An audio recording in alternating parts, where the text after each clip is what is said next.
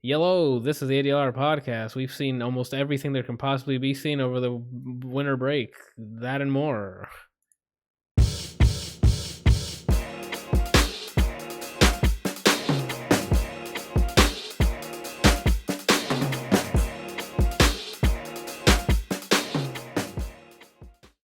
All right. Like I said before, the ADLR Podcast, episode 6.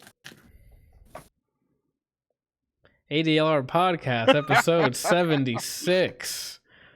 If only I could grind my teeth. Oh, I have a coworker who can just pop his jaw at any moment. But it's like, sounds like someone hit him with a truck. Like his bones are breaking. Can you pop that bussy though? Yeah, I don't know. I didn't ask him that. I'm not interested if he can pop the bussy. There you are. I'm really not. And the crew's all back after our Christmas hiatus here. We got Brian making crunching noises on the mic again. Is there anything else to do? Kelsey in the bottom just always co-signing what Brian does. Exactly. And Randall looking at his phone. As you can see, none of us has changed much. How's the Plenty of Fish going, Randall? Oh. Great talk, bud. Yep. Good old crew back together again. Some people are just thoughts forever, I guess. I haven't found your replacements yet. Yeah, so the spiel. Patreon.com/ADLR. Let me know when you're done chewing, Brian. I was waiting for him just to go, just spit it out all over his. I'm going to mute myself, man. Patreon.com/ADLR Plays. If you want to support the channel, the brand, whatever.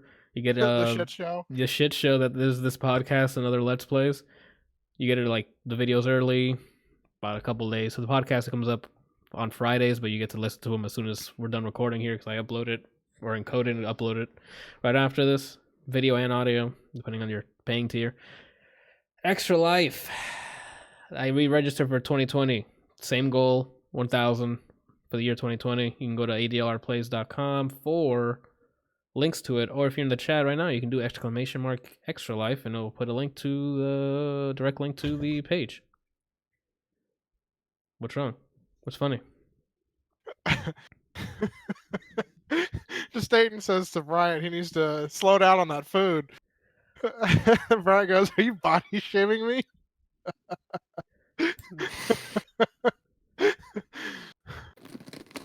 Oh man, I love this show. Oh my god, the proceeds to the Extra Life charity goes to the Arnold Palmer Hospital for Children. And like I mentioned before, you can go to the ADLRplays.com for any links to all of my content. I still haven't added the audio links to like Spotify, podcasts, and other stuff. I gotta add that. We'll see if I remember this decade. Who's flying through the fucking mountains? What was that noise? What? I was talking and I heard it was like someone. It's in the recording because I heard it in my headphones. Anyway, all right. So we have a lot of shit to get through. Oh, the Clean Stream 2019 thing, that's dead and gone. Fuck off. This is gonna be super raw, you know, like Eddie Murphy. It changes everything. It changes everything now. We can smell Brian's bussy from here now. Clean. No, rotten. Like if Two-Face was destroying Penguin in there. It smells like a fresh okra. Speaking of smell, Anthony, why don't you tell us about The Deuce, the final season? Yeah, Brian already went over it. Here just to back up what he said. It's a very dark season. There's a lot of deaths. Like the deaths, I'm like, oh, what the heck happened? One came up super abruptly. I didn't see that happening. Deaths back and right, and then the last one or two episodes slows down too much in my opinion. But the last season, the last sequence, it becomes a nostalgic trip around the Deuce years later after all the events have happened. There was a lot of mobster stuff this season, but it gets not resolved, but stuff happens quickly. When the mobster stuff starts, it ends like an episode or two later.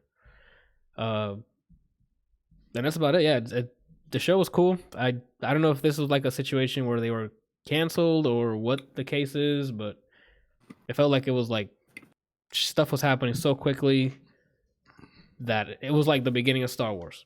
We'll get to that.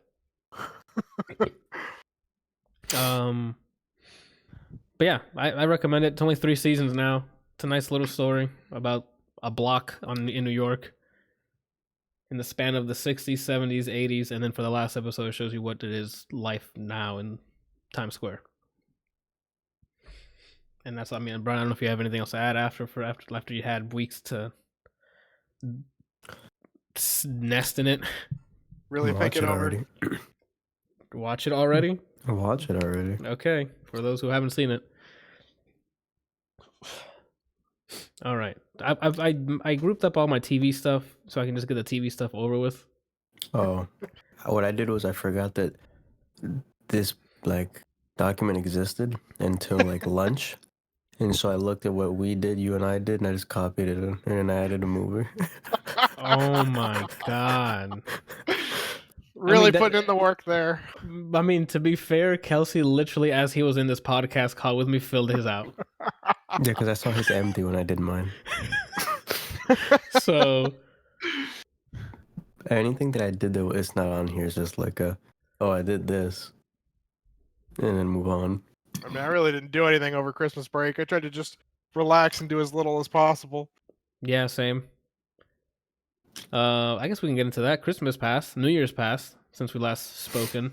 Audience, they don't speak back to me, so I guess it's just them listening. Randall, I would like to know what the heck happened to you over the break. Yeah, sick. I've seen sick. Were you fired for both ends? Were you a twin-headed dragon? He had to be. We didn't see him. There was days I don't think he left the room.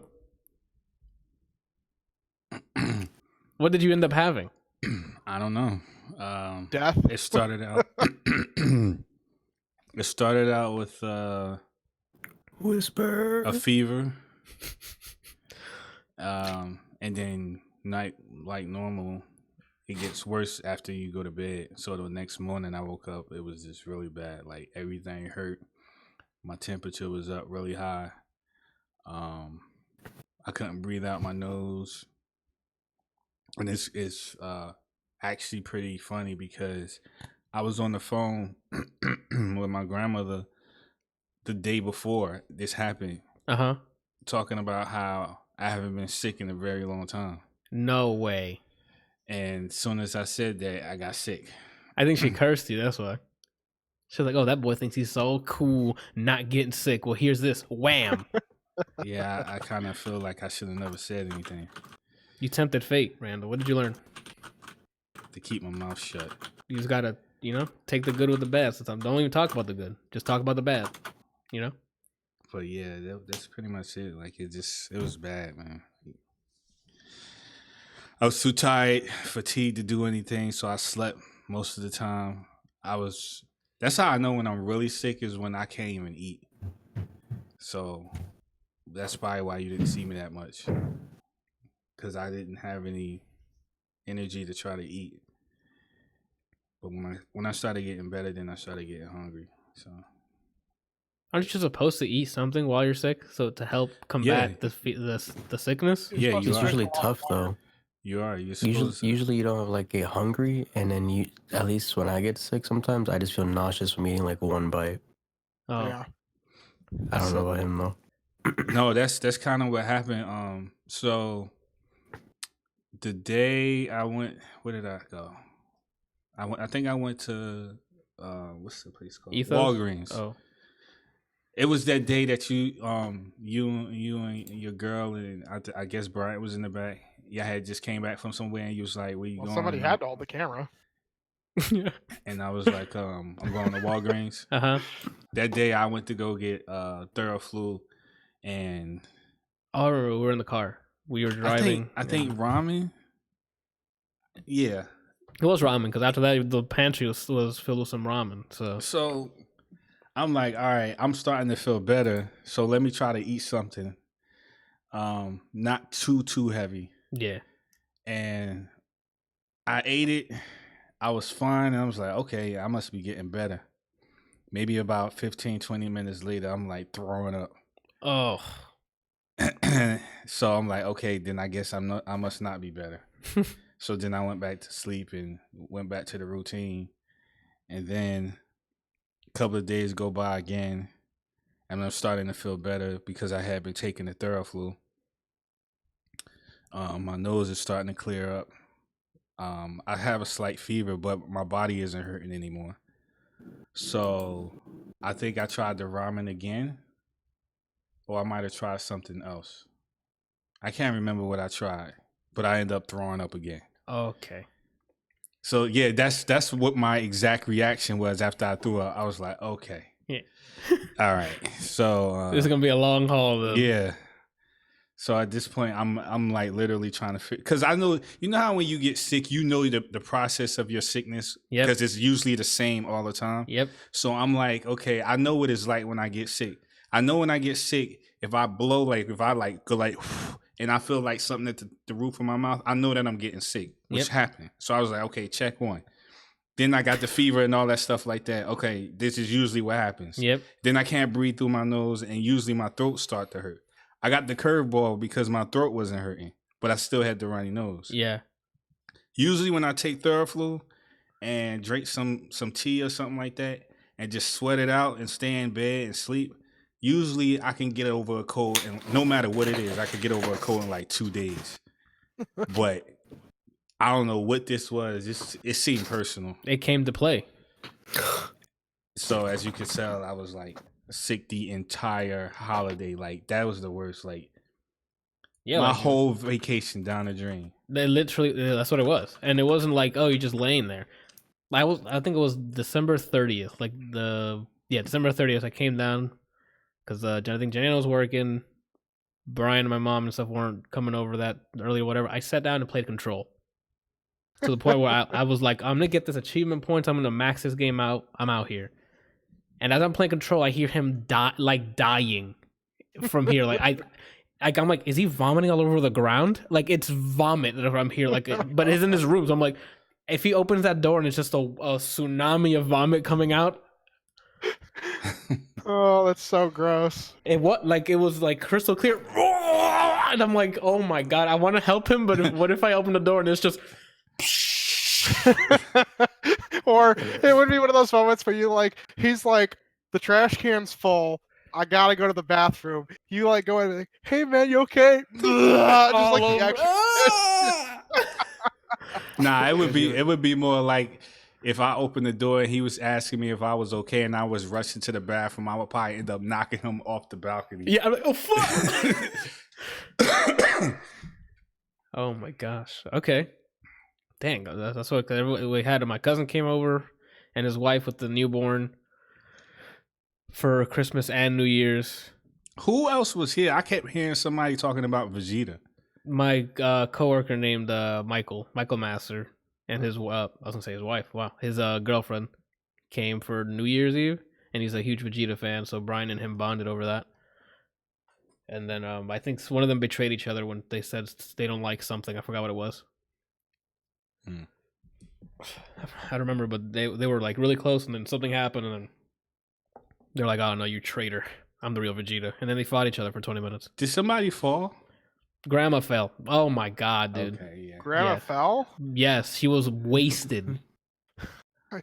I feel how upset that I missed this. So she was wasted, and she's like, "Oh," and the announcer, you know how announcers tell us, they're like, "Oh, let's dance." So they were dancing near where Force's Janina's dog was laying in the dog bed, and they were dancing near there. And I guess Grandma was doing some weird stuff, and I was like, "What are you doing? Like, not dancing on beat?" And then she's, I guess, like stepped on the bed and slipped. And then she just like, "Oh, my bad," all the way down. And the dog's like, "Yo, what the fuck? I'm just trying to sleep." And she fell over. She didn't get hurt, it seems like. Oh, she probably wouldn't feel it because she was just plastered. But the next morning, I don't think she felt anything. I haven't had reports, you know what I'm saying, of holy crap, this hurts or something. But she survived the fall and just kept dancing. So she had a great time. And then we played Uno. after a bunch of drinks. Turned out great. Uno's fantastic. And that was pretty much it. For the most part, it was just lay low and play games and Uno. Watch a lot of stuff. My birthday happened. Brian's birthday happened. The 27th. Happy birthday, Brian. You're like 66 now, right?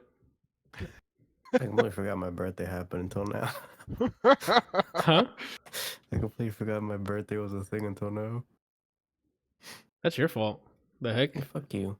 You don't have a notification every 46 hours No. that tells you how much time you have left till your birthday?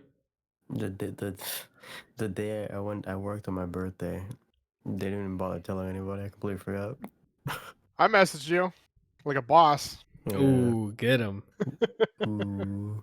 I blew him.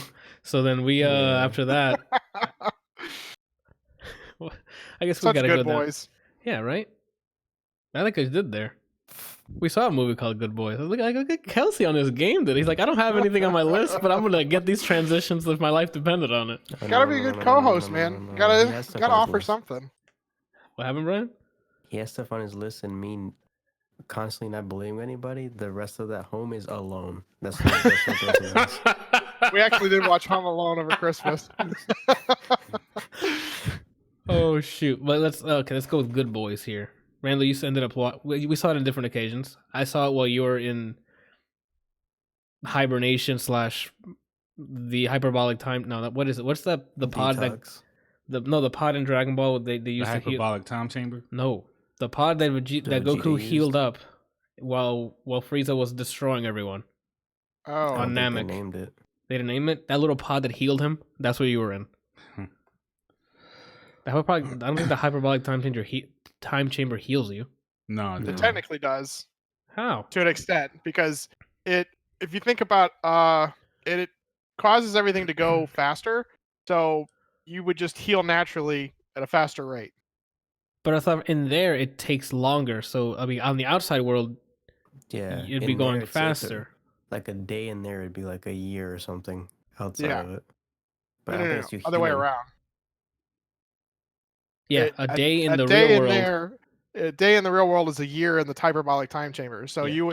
you know it doesn't technically heal you, but if you were to go in there, an hour in there would be like healing for however X many amount. days. Gotcha. So I guess by naturally healing. I'm talking about the pod that they had him in Yeah. underwater or whatever with a mask. Let's see. Let me look it up.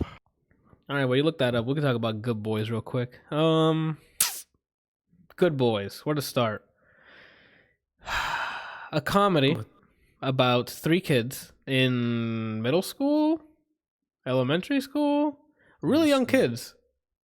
To the point where a lot of this content that's in this show and in the movie is like, how are they? Okay.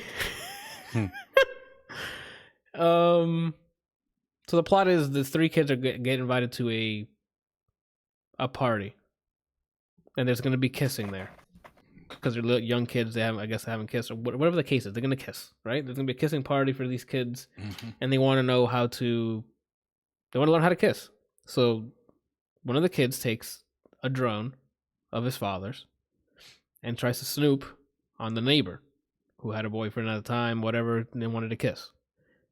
They get the drone fucked up, and now they need to replace it and or fix it or whatever the case may be. So they need to first fix the drone and then make it to this party. Sound familiar? Sounds like Superbad and Booksmart and a lot of these other young The Hangover. hangover kind of things where they're racing against time to get to a party or some other stuff, and then funny stuff ensues in between. It's pretty much that. It's grown-up comedy coming out of younger kids, so that kind of, depending on the things they say, comes out funnier, and sometimes it comes out like, really?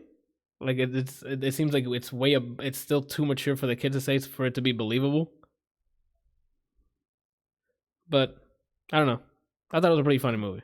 Besides that, I mean, it was shot like a normal comedy. There was nothing spectacular in the shooting. There was a lot of hip hop used, which in some scenes added to the comedy because it's kids trying to be badass, but they're not.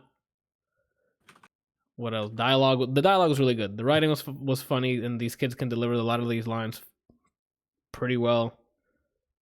And that's about it. Like, it was a run of the mill comedy. Nothing too spectacular about it. Randall, what do you think? You kind of agree on me on that, or so agree on me? My agree with me? Huh? I said agree on me. I meant agree with me. Okay. You can agree on me too. So my pros were Max. I liked his character, which is it the rocker guy, the singer? Not as Thor. Oh, so Thor, yeah. The main guy. Dude, yeah. I liked his character. Also, like when I saw him, I kept saying, "Man, he looks really familiar. Where did I see him at?" And then I realized he was in Predator. The kid? Yeah. Oh, the latest Predator? Yeah. I would hope so. I'm like, there's no way. Yeah, he was in that one. Okay. The other pro Which was kid? Max. It's played by Jacob Tremblay. Yeah. The other thing that I thought was a pro for the movie was Thor's parents. Even though you only saw his mom briefly. Oh, yeah. The junk that they were into was just like, what the heck is going on in his house? They had like a doll. Well, I don't want to give it away, but it's some very adult stuff that they interpret wrong. So it's like, if you, especially, okay, so there's this part in the movie where this guy comes to the house because they're selling him a card to get money. And when they open up the door, he has on, I don't even know what kind of mask that's called. I'm gonna say a S&M mask. He has on an S&M mask. The other one is holding. They're all holding sexual toys like they're weapons. And then the first thing that comes out of their mouth is they ask the dude, "Are you a sexual predator?" And they got all this like sexual stuff on, or whatever. But it's crazy. They bank on a lot of that, like they're taking there's a play on their. It's like a play on their innocence. Like they're kids that don't know any better of what the heck these things are of adult themes. So there's a bunch of that. Yeah, you get to know things about Thor's parents just by the things they have in their home. Yeah. So it's really funny. Like it's a lot of adult stuff, but through kids' eyes, which is depending on the person, it might heighten it or it might just land flat. It depends. But most of it is pretty good. The my cons for the movie is that I hated Lucas. I thought he was really annoying. How could you hate Lucas? He's like the best one of all of them. If you see the movie, you'll see why. First of all, I hate kids that scream like that. It's like a high pitched like female scream coming out of a boy, and he's the biggest one out of the three. He's like a burlier boy too. Like you would expect not that. He's like one of those people that how like one of the first things that you build with your friends when you grow up is a pact on how you're gonna protect each other and you can trust each other, right? Like that's what friendship is usually all about in the very beginning. That you got each other's back and you can depend on each other. And then drug money breaks it all apart. Exactly. So that's the first. That's like at its core what friendship is built around, trust or whatever. I'll take your word for it. This dude breaks at the drop of a dime, man. Like, it doesn't matter what it is. It's like, look, don't tell anybody that we went to the store and we stole some candy. All right? You got it? You got it. We got it. We cool. You got it. He literally does this. As soon as somebody look at him, we went to the store, we stole some candy, while he got candy inside his pants right now. Like, what are you doing, man? Like, he's literally like that type of character. So it was, oh my God. Every time he was on screen, I was so mad. But yeah, that's pretty much all I got for that movie. Oh, and I thought like the two girls, Hannah and Lily, I thought their motive was a little unrealistic. Like, I could understand that they were in high school and they were trying to get said thing, but I don't think I don't think anybody would go to the lengths of buying a drone. Yeah, that costs a lot of a lot of fucking money. Yeah, with that money, you could have just got some more product. Yeah, from somebody else. Yeah. So I thought that was a bit of a stretch. But it did lead to a really good action scene. Yeah, that's true. When the kids went to go get product, and that was really good. Yeah. From a kid's point of view, I guess. I don't. Did Brian's cam freeze for you guys? Yeah, I sure did. Brian's still there? No idea. Did we lose him? We might have lost him. Looks like that. In my screen, it looks like that water's too. Oh, wait. Can you hear me? Is he back? There. Yep, it looks like it. The entire time I could hear you guys, and then I guess someone's just fucking watching orgy 4K videos. That's grandma again. How many shots did she take? Well, I mean, she's not here, but a lot of them. She's not here that you know of. But she's VPN'd into your network. See how you save that when you know about tech? Let's go. Anthony's middle name is bitch. Okay. I said, bitch. Speaking of bitches, so the name of the machine that Goku's in is called. Are you ready for this? Are you guys sitting down? Do you Are just you saying stand it's up for a gonna second, call- sit down? Are you saying it's gonna be called bitch? No, Goku's a bitch. Oh. So is Vegeta. I don't know if this fucking camera froze. Alright, so here is the scientific name for it in the show. Medical machine. Get out. It's called medical machine. Here, post it in the podcast. You can look at it. Medical machine. Fuck off. That's with fucking Scouters and Super Saiyan and Uzarus and all these other weird names. Medical machine. They don't have time to make up a new name for this. Okay, well we'll move on from that then. Yeah, Good Boys. It's an okay comedy. It made me laugh, and it wasn't like, I don't know, it wasn't like Booksmart. Booksmart had like another level to it, where it was I don't know if it was better structured, but it was just, Booksmart is the comedy to be for last year, and Good Boys was funny, but I don't know, it wasn't that. It wasn't Booksmart. That's the one with the two girls, isn't it? Yeah. I think anybody should watch that movie just for the cab scene. For me, every time I think Booksmart, I don't know why I think that's so funny. It's just. Oh yeah, I was looking at this. I was like, this looks interesting, but I really just didn't like Superbad, and this just looked like another one of those generic Superbads. This is what Good Boys was like, a generic Superbad. Okay. Well, this this one better? is. I personally think Booksmart is better. Yeah. Okay. yes. Then I'll have to give this one a watch because I really just didn't care for Superbad. yeah. Gotcha. Okay. So, Kelsey, tell me about Homecoming. Dude, I don't even know where to start. Okay, like I still haven't seen it, so I don't really have much to That's say what I about it. That's what I thought. Brian had a glimpse of him. I made sure to look at him, and he opened his eyes like, "What?" He was like, he said that he was like, Yeah, it's like, wait, is he? What? Wait, is he for real? hold on. Is he serious? Is he serious? Let's wait and see. And as soon as he saw you buying time, he's like, "No, this motherfucker's lying." Mhm. It was worth it. Totally worth it. But we did watch Home Alone over Christmas, which is is an amazing movie. It's a Christmas movie. That and Die Hard. You gotta go. We gotta watch those every year. You know, Exactly. Die Hard 1. But I didn't watch I didn't watch Spider-Man Homecoming, but I did watch Into the Spider-Verse, and that was pretty fantastic. Yes, it is. Like, it was a little sad, obviously, to see what happened to Peter, Yep. and then see the other Peter.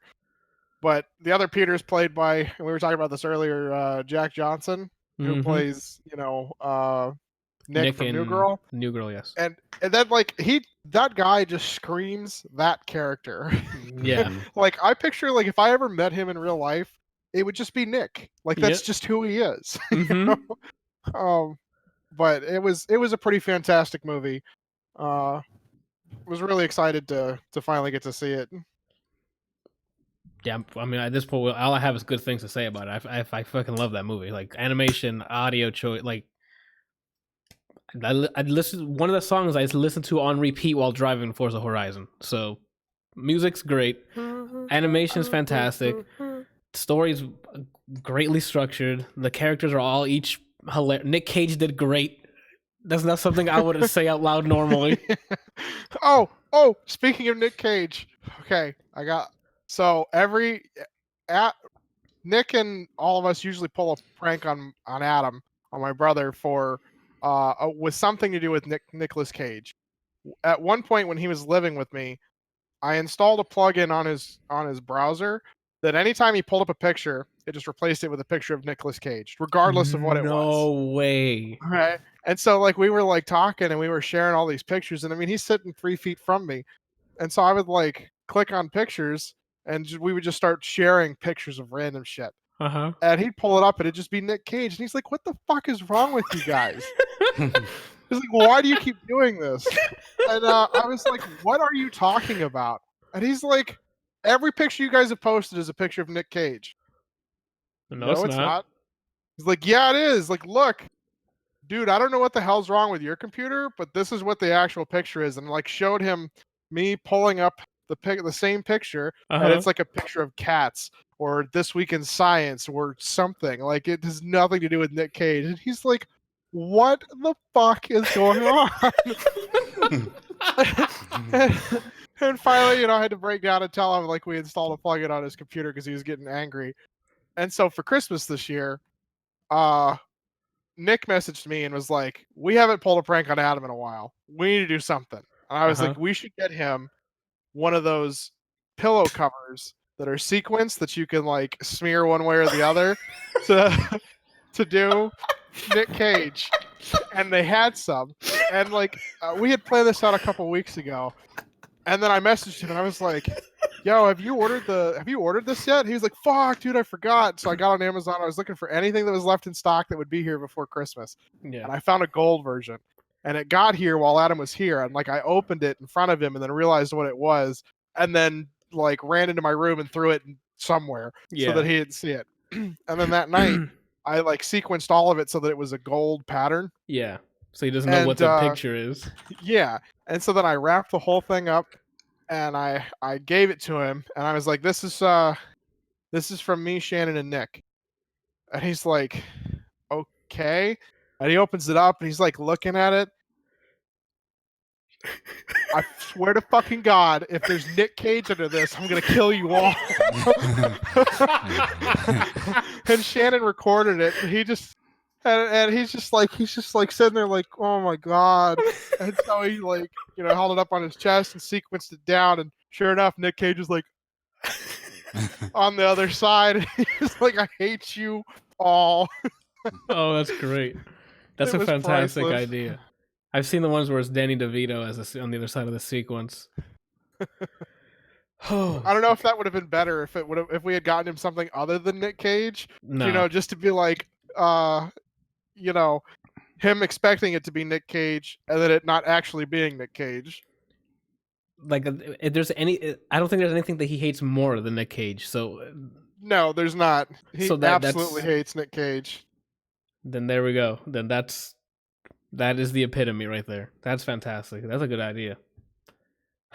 My God. Okay. Where do we go from here, guys? God, we got so much to do. TV. I can quickly go through Marvelous Mrs. Maisel. Had a season 3 come out. Binged it because I freaking love the show. This season picks up of her finally going like on a country tour with a famous singer. I forgot the name. It's an actual real singer, I think. Allen. No, not. No, not him. And then, it's her being a comic on the road while still dealing with trying to raise kids, exactly, and all this other things happening while she's on tour. Up until the very end, where something abruptly changes the way things work. Not in the way Mr. Robot does, but we'll get there. But yeah, still hilarious. Still has the same beats. The characters' chemistry is still fantastic. If you haven't watched Marvelous Mrs. Maisel, please start. 3 seasons in, they're like 10 episodes a season. It's fantastic. All right. Should we talk Witcher or Mr. Robot? I'm talking to Brian and Randall here because I don't know if Do Witcher. Witcher first. Mm-hmm. All right, so let's get into The Witcher season 1. We binged that over a weekend. Boy, did I come out of that satisfied. I was really scared. I'm like, Witcher. There's a lot of lore. There's a lot of like he needs. I know what The Witcher looks and sounds like from all the time playing in the game. I know what the rest of the characters look and sound like or act, I guess. And I was relieved. Henry Are there gonna be Cavill. spoilers in this? Sorry. Is there? Should we? I don't think so. I haven't had a chance to watch it yet, and so if you guys are gonna spoil it, I'm gonna take my headphones off. I guess if there is one, we'll warn you. But I wasn't gonna say. I wasn't. That came out like a couple weeks ago. I'm not gonna like talk plot yet because. Yeah. Okay. Yeah, I guess it's just like an overview of yay, go watch. You know, it's a TV series, so. But yeah, like Henry Cavill did a fantastic job as Geralt. Down to like the way he delivers the lines, his deep voice, like in the game. It's and fuck. That's those deliveries, fantastic. He looks great in the. I was waiting for.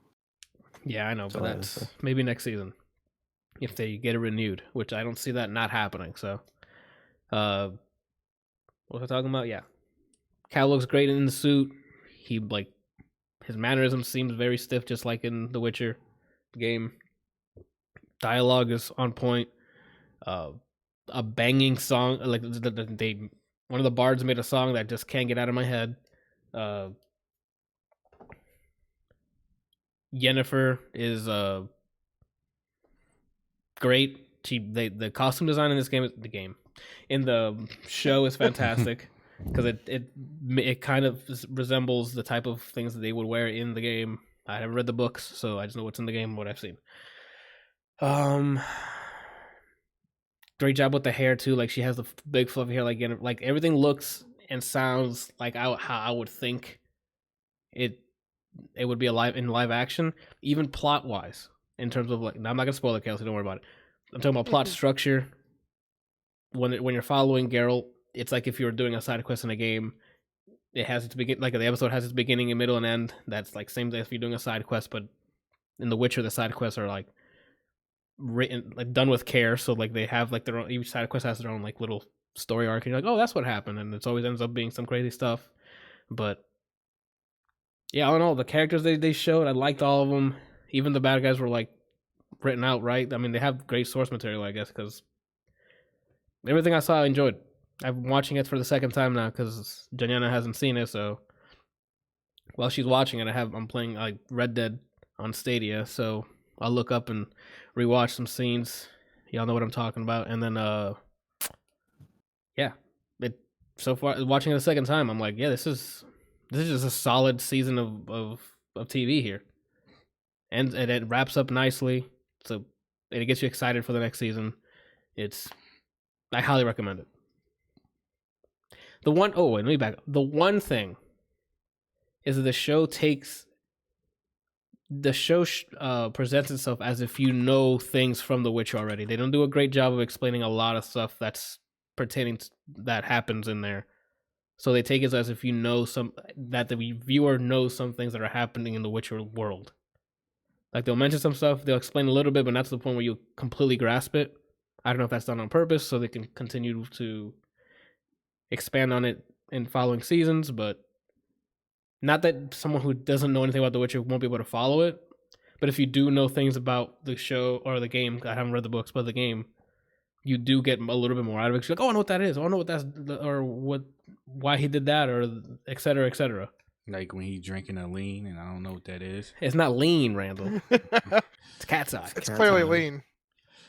But yeah, did you things see like the that. interview with Henry Cavill? When they were like, when he was promoting the show? Xbox or PS4. That thing? Yeah. I haven't seen that. What is he saying? So he's like, they were like Xbox or PS4.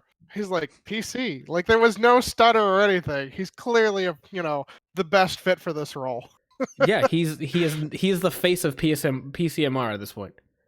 That explains why. Because I was going through Reddit a couple of days, like a week ago, and it's just him everywhere. And he's like, "Oh, he's a Yeah. new god or whatever." I'm like, "What happened?" Yeah. Like, so There was that no explains it. hesitation. It literally was like, well, I think my stream just closed. Did it? That's cool. My did. OBS was just like, you know what? Fuck it, we're out. I'm good. Yeah, it did because on the Discord it says you're not streaming anymore. That's awesome. But yeah, he just literally was. They were like, Xbox or PS4, and he was like, PC all the way, man. Come on. And then everyone in right. the Master Race rejoiced. That explains it. Well, that's also I would expect that answer because his whole like story about the Man of Steel is like he almost lost his audition because he was playing WoW. So I would imagine he'd be a PC player. That's crazy. Yeah. Wasn't he like late to Yeah, his interview or something because he was raiding? Yeah, he was in the middle of the raid. They called him and he missed the call and then he looked as he was raiding and he's like, "Oh shit!" And then he had to like call them back or they called again and he picked up the second time, but he almost missed the call for the audition because he was playing WoW. So I mean, from that story, I'm like, he's a real one. But yeah, I think that's about it. I don't know if you guys have anything else to add. That was my one. Like, it wasn't accessible to the people who it still is. What am I saying? You get more out of it if you know about The Witcher. I don't know if you guys would.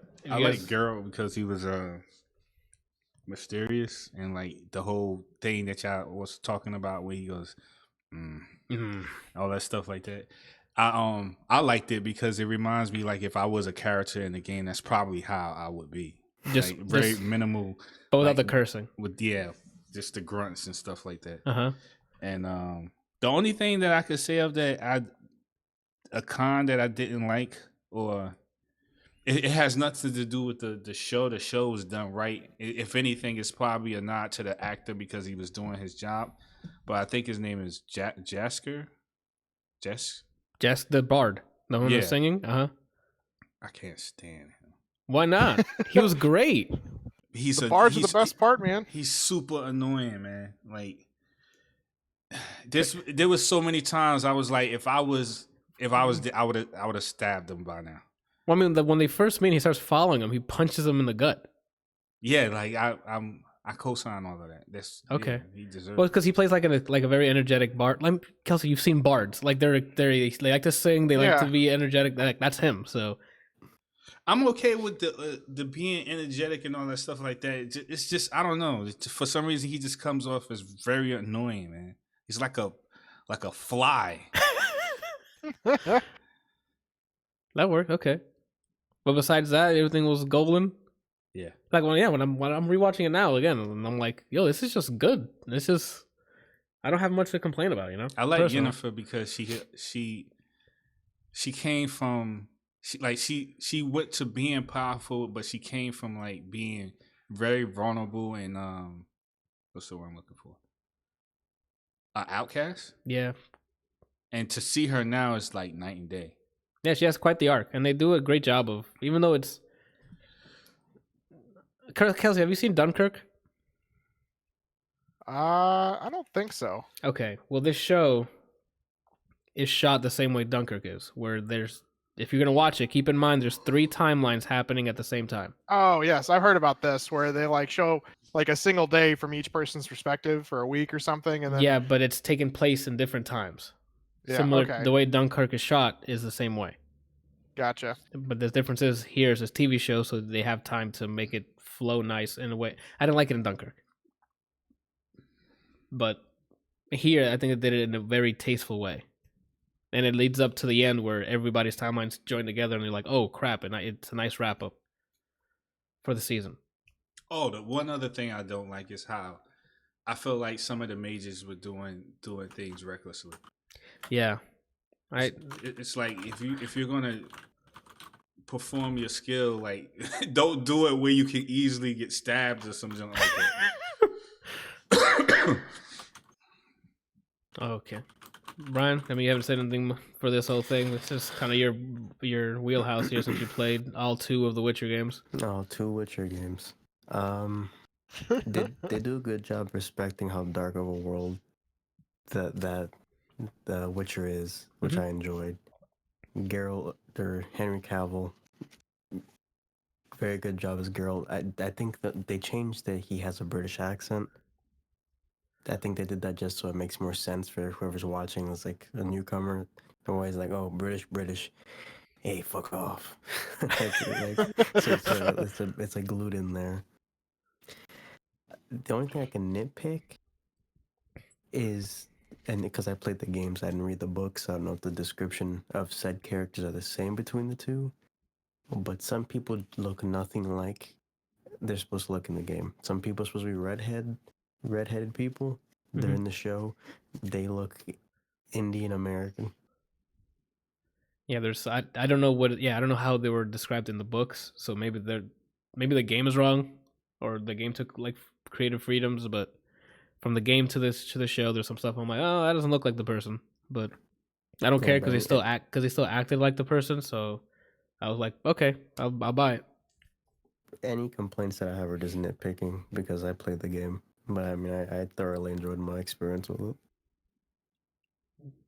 And knowing and playing the, okay, let me see, because I played the game first and went to this. There's a lot of stuff that I can appreciate that they lead to. That's very 1-to-1, like in terms of lore, and just like things that they don't explain that I know of because I played the game. It kind of makes me feel like an inclusive group. Does that make sense?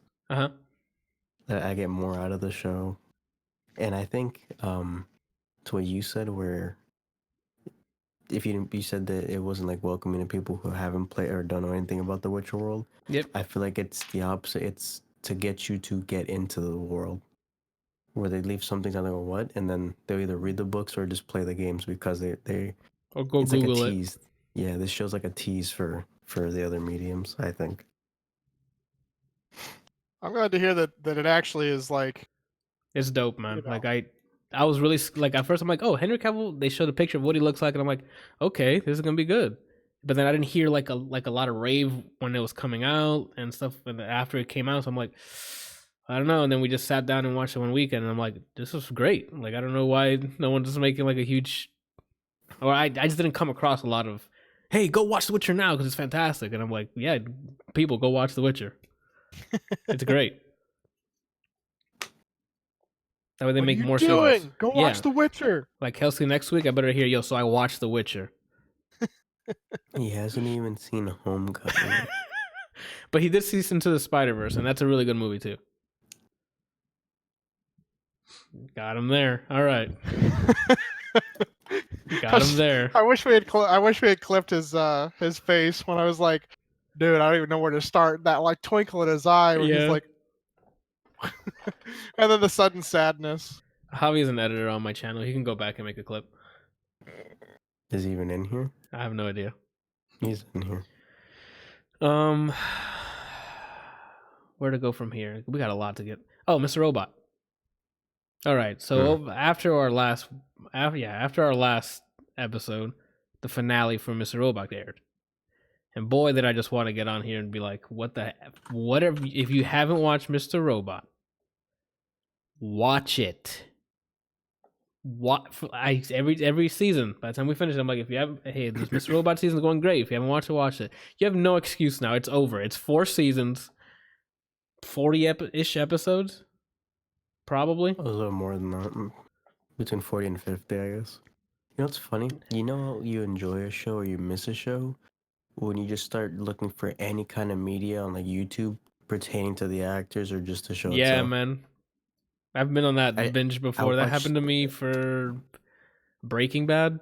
That happened for me for Mad Men. I was like Rami Malek compilations. I just sat there. Oh my gosh. Talk about putting a beautiful bow on the end of the show. Like, they hit you. There's I think 13 episodes in this, right? Episode 11 hits you with the craziest fucking ending where you're like, they're gonna do what now? At 2 episodes left? And then they're like, don't worry, I'm Sam Ismail. I've been taking extra care of this show for 4 years. I know what I'm doing. And I'm like, do you? And then the ending comes out and I'm like, you do, and I'm sorry for ever doubting you. He said before he even finished writing the show, he knew how he wanted to start it and ending. and end it. So he just wrote to fit into the ending he wanted. And man, what an ending! I don't want to spoil it because again, it was like 2 weeks ago. I need people to go either binge the show, watch it. Mr. Robot deserves your attention, and the finale was fantastic. Great characters. It's 4 seasons. They range from like 8 to like 12 episodes a season, depending on the season. But it's probably only about, what do you say, like 40 episodes? Yeah, like 40 something episodes. 50 somewhere there.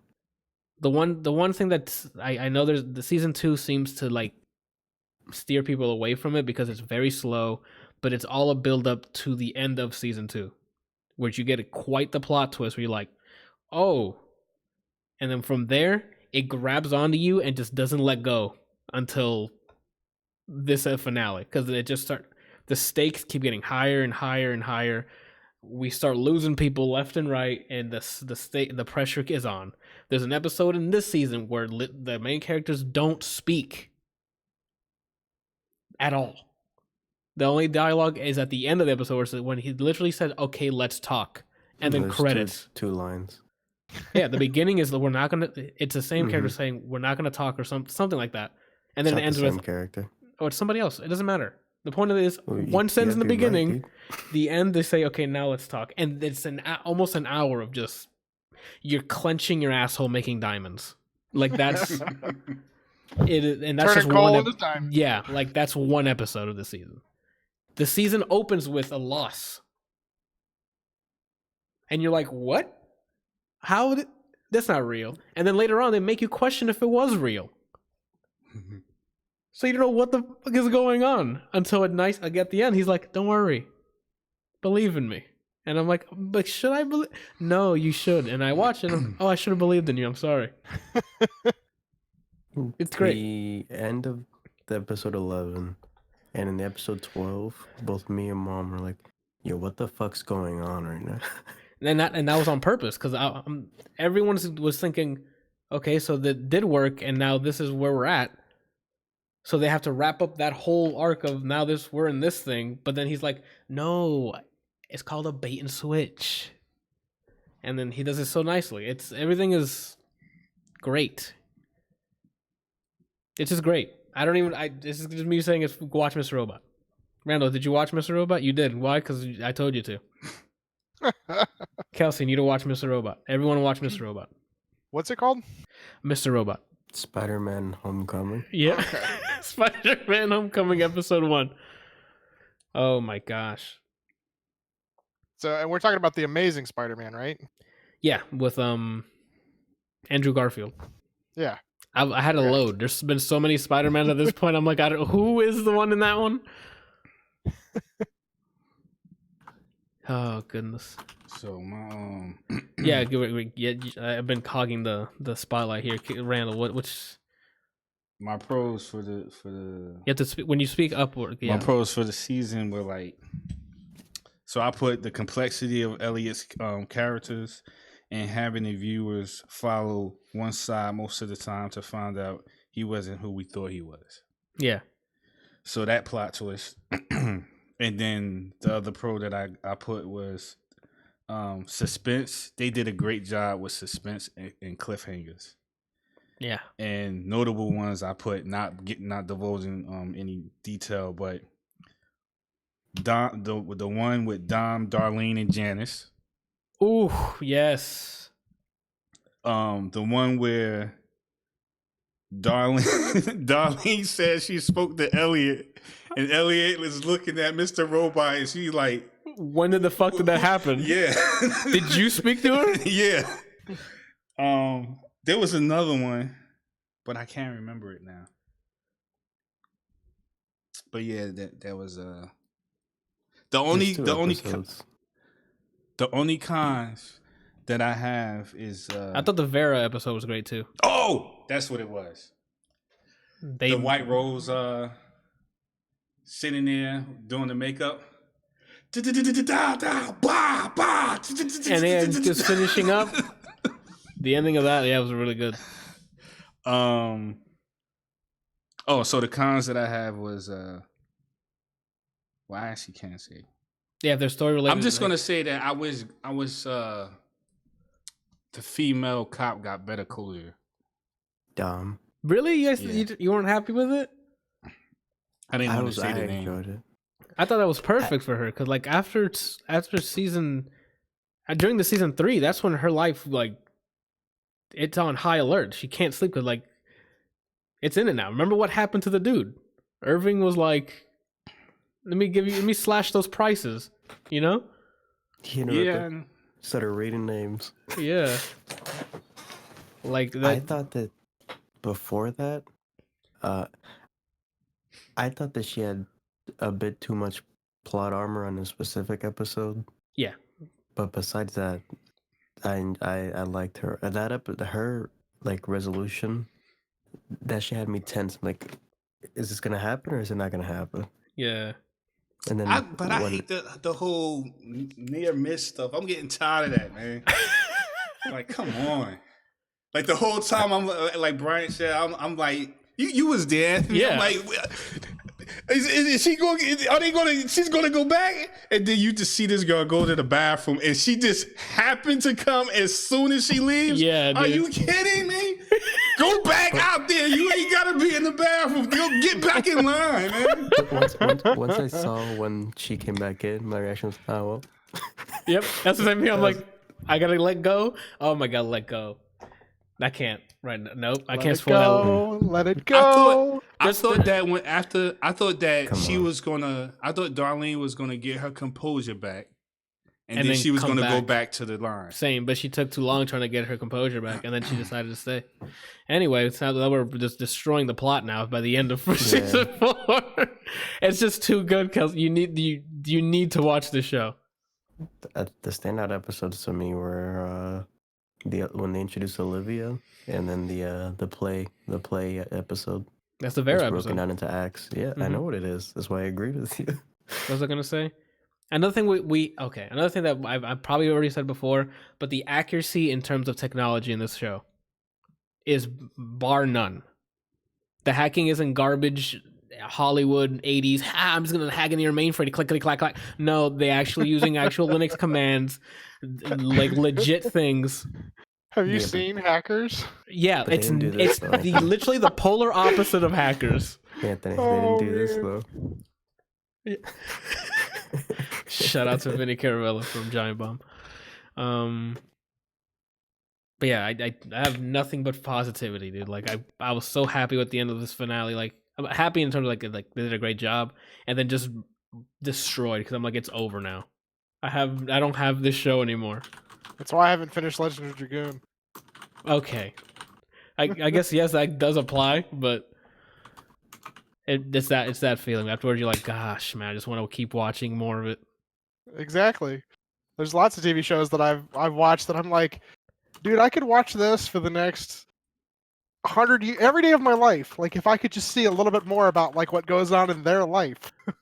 House was out for me. I don't know. I got a little bored with House at the end. Oh, Like okay. it was like don't get me wrong, it was still a great show, but it was one of those where it's like it literally is just It becomes they do something formulaic. stupid. Yeah. They, he just does whatever the fuck he wants. There's no consequences. And I really hate that about TV shows that run for too long, where they Mhm. just kind of get to do whatever they want without any consequences. Shameless got to that for me. Or they were just like they keep up in the ante of like the illegal shit they do, and I'm like, how are they all alive or not in jail? But Mr. Robot, fantastic. I don't know, I mean, there's probably a counter somewhere of me how many times I've said Mr. Robot in the past 10 minutes. Oh my god, it's so good. I So, loved it.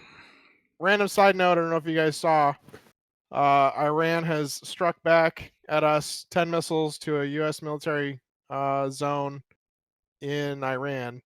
And supposedly the president is was supposed to make an address tonight, but I think they're going to wait until tomorrow. So here comes World War III. Oh, great. Perfect timing. Yeah, I love it. We murdered this Iranian general to prevent a war. Now that they've retaliated, we clearly have to go to war. That's going to be his address. Just watch.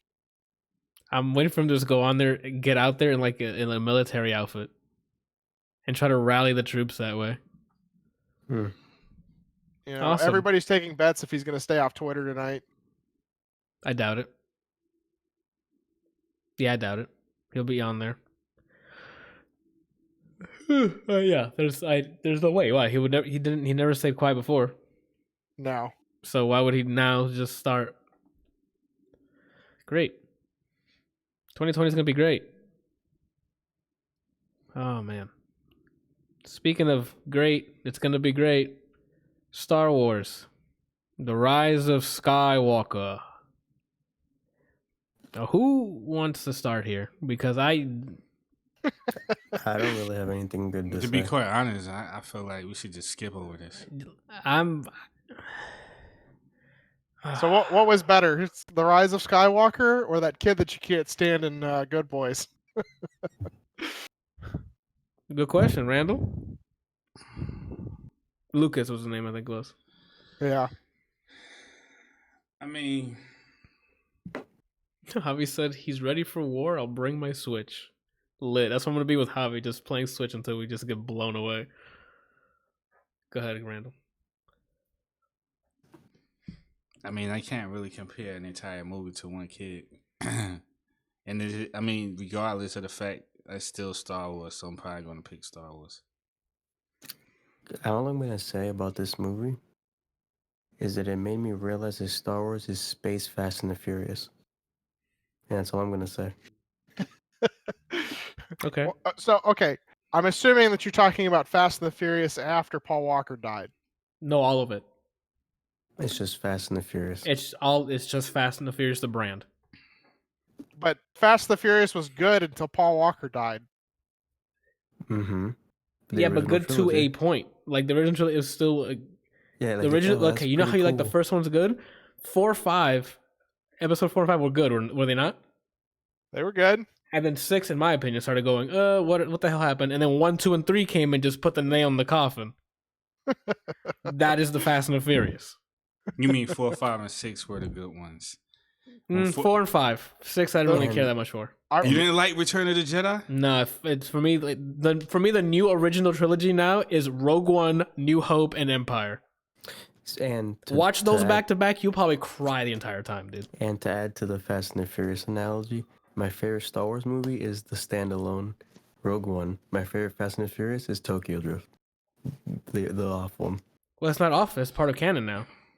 So is Rogue One. It's still canon, but it's the one off. The one off now is Hobbs and Shaw. Before that, you're not understanding what I'm telling you. I don't think so. I'm sorry. It was made. It's still canon, but it's not following the original, I guess, sequential movies. Tokyo Drift is not after 2. It's, this happened in Tokyo. Rogue One is not like a numbered sequel. This just happened in between things. Tokyo Drift happened in between things. In between things. Yeah. Is it the main sequential thing? It's part of the main story, is what you're asking. It's not like a numbered sequel. It's canon, but it's an off story. Rogue One is not episode whatever. It's Rogue One. It's an off story that's canon. Okay. I didn't think it would take that long to explain to you. I mean, I just disagree with the same thing. Hold on. Can we? So, I'm sorry. It's off canon? No, I haven't seen Homecoming yet. Oh my god. Let's get this over. Okay, so my biggest gripe with The Last Jedi was how they went all willy-nilly with the fucking Jedi powers.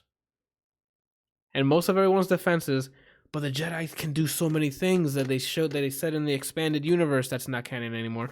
And then we just have to go with it. Okay, cool, I'll go with it. And then The Rise of Skywalker quadrupled down on... They're literally gods, running around doing whatever, never getting hurt. What? That makes me think of what they did with the Fallen Order. Is that what we played, Randall?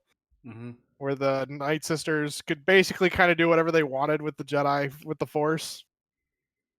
The Inquisitors? No, the Night Sisters. Oh, okay, yeah.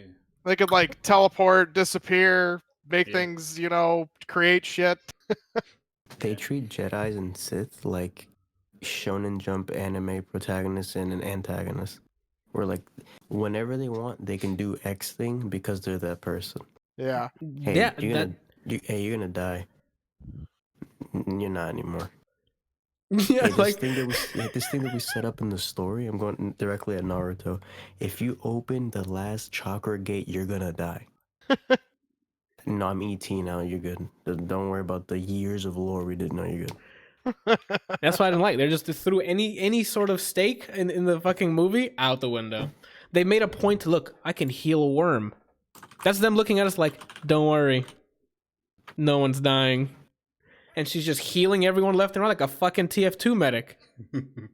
Like, then what's the point? No one. And then they say that there's a repercussion of this. But said character does this multiple times, no repercussions. And then at one point when it's convenient, they show repercussions. It's because it's convenient. Spoilers. And the fucking teleporting of physical fucking objects. Yo, I was done when that shit happened. Oh, but no, bro. No one does this bullshit and then there's a lightsaber behind you now. What? There's so much like gaps in it. Imagine you can somehow through the Force teleport an item, right? Why can't you teleport the whole fucking person then if you touch them? Some people would still be alive. You know what else doesn't make sense?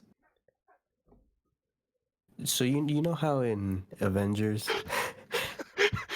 Here, did you take a seat? Because I got a lot to explain here. Yo, like You know how in Avengers Thanos had his children, and for the most part, not all of them, but for the most part, they at least did something.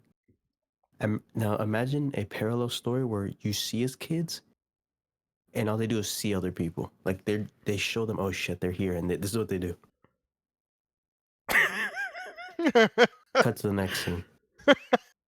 oh my god, dude! Like I just couldn't. Last Jedi for me, I was like, yo, this is not what they're doing to Jedi right now. They're just making them fucking do what. Hey, we need to move plot. The Jedi can handle it. They can. It's all right. literally. You seen Stranger Things, Kelsey? Yeah. Jedi is 11. The rest of the galaxy is all the other fucking kids. There's a scene in Stranger Things, I think it's season 3, where they're defending the house, and it's just 11 doing her fucking force push, whatever bullshit. The rest of the kids are just watching. There's a guy with a shotgun. Just watching. But let's let this toddler save us again. That was the rise of Skywalker. Look at this overpowered woman destroying everything in the galaxy, bro. Okay. And Rey, she redeemed herself because whatever happens, she redeemed herself because I misinterpreted something that happened, but immediately I wrote her off. Oh. Oh my god, dude! Like, I couldn't, dude. I think I'm like, okay, Anthony, just bear with it. I guess this is just plot points, whatever. When she fucking teleported a goddamn lightsaber to another human being, when did that happen before? Yeah, and I don't they see mean the expanded Force. universe. Clearly, she's a dark Night Sister. She's In not the actually past a Jedi. 6 movies. I'm sorry, that's not including this trilogy. When? That one time. Exactly. They at least gave us the shot of her healing some fucking animal to be like, yo, guys, she's gonna be healing everyone here. Got it. We see. Even the supporting cast is like, when can she do that? They say this. When did she learn that? When did she have? Who taught her that? She took a YouTube course. The opening shot with her in it, with Rey in it, is her being trained by Leia. Which the previous fucking movie, she was blasted into space and she said, oh, I'll come back. And just fucking flew back to the goddamn ship. I'm like, when did this happen? When did any of this stuff happening? The movie opens with, what's his name, Kylo Ren, just obliterating some fucking army of people to get some key to go straight to Palpatine. What happened? Where, how did he get the intel to get there? What, he's just, no, here it is. Cool. See it? We're going to go there. We're there. In a matter of like 46 seconds, I'm like... The plot reminds me, minus 17 villains, it reminds me of Spider-Man 3 with Tobey Maguire. I'm thinking about it now, and that's what this movie reminds me of. It reminds you of what? Spider-Man 3 with Tobey Maguire. When it had Venom, it had the Yes. Goblin, it had... Minus the 13 The villains. Sandman. Yeah. It's like the same plot points. No dancing, but the same plot points. Oh, Nathan Drake was in the movie. From Uncharted. When you watch it, you'll get the reference. You look very confused right now. When you see it, you're gonna be like, wait, if you ever watch it, think Nathan Drake, and you'll see something, you're like, oh, fuck, he was right. Okay. What else? I don't even... So do you have anything good to say about the movie? I don't know. It's because when I get... Palpatine's voice acting and Yes. vocal processing was well done. Showing Palpatine the first time was awesome. He looked menacing. They did cool, crazy light work to make him look fucking disturbing / ugly looking. Awesome. After that, there's a cool new little merchandise character they're gonna sell now. That's it. Oh, the stakes thing again. Do you care? We already spoiled it. Who gives a fuck? C-3PO. We're thinking, whoa, finally, a casualty. No, we'll just reboot it. It's fine. He just will remember after a certain... Don't worry about it. We got it. He's not dying either.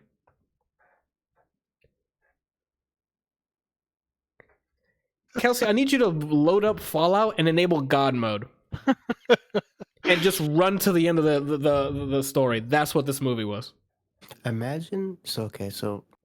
Alright, so imagine in Mass Effect 2, you know how like if you don't do certain things, suicide mission, people die? Yeah. Imagine doing nothing and everyone survives. Like not prepping your ship, not talking to anybody, and you just win. Oh my god. I'm spoiling again, people. So the fucking... the kiss. When was that developed? And that... Oh, I can see you in the Force. Let's love each other. Well, I think Ren, I'm looking at you specifically for a specific I don't reason. know why you looking at. Because you better have the answers. I told you before we started this review. I said we should skip over this because the movie was trash. Because courage is the word. The movie before. I'd rather watch that. I'd rather rewatch Soul Eater. The movie before, when he asked her to join her in the throne, I'm assuming that was supposed to be the subtext. I'm assuming. Don't look. Yeah, I said I'm assuming. I'm not defending this. I'd rather see Tokyo Drift. Now that I said Tokyo Drift earlier, I just hear the theme song in my head. Yeah, same here. As far as I'm concerned, there were only 6 episodes. Sorry. There were only 6 episodes of Star Wars. Oh my god. And Rogue One. Well, you talking about episodic? I'm talking about like main. Yeah. To me, the only thing I want to see again is Rogue One. That's the only thing where I'm like, oh no, you know what? Rogue One for the movies, and I really liked. I didn't see the whole show, but the Clone Wars show. Oh, the animated show. Go back and watch that. Yeah, I didn't get to see that. It makes me not want to watch Mandalorian. Mandalorian is really good though. It's done by Favreau. Favreau, and he does a superb job, man. Like if you wanted to get the taste of Rise of Skywalker out of your mouth or out of your brain or whatever residue that it left on you, go watch Mandalorian. Well, that's what I'm saying. Like I heard it's good, but I went into Star Wars. I watch it casually. I'm not there going, yeah, dude, doing some bullshit like fan service or like in some fan group for it. I watch it casually. Oh, this is fun, whatever. This last movie, I just don't give a shit about Star Wars anymore. So that's why I'm like, do I bother watching this if I don't care about this world? Or I don't know. I'll probably watch it. I don't know. But watch Mr. Robot. Yeah, but yo, Mr. Robot though, lit. I don't know. I don't think I had that much positive to say of the Star Wars. Action sequences were great. I guess that's good. That was pretty cool. They had some great scenes, some great action going on. Chase scenes were good. Some of the lightsaber fights were actually pretty dope. There was a lot of cutting and stuff in the fight, but it was kind of entertaining. The action was pretty entertaining. Special effects were great. I don't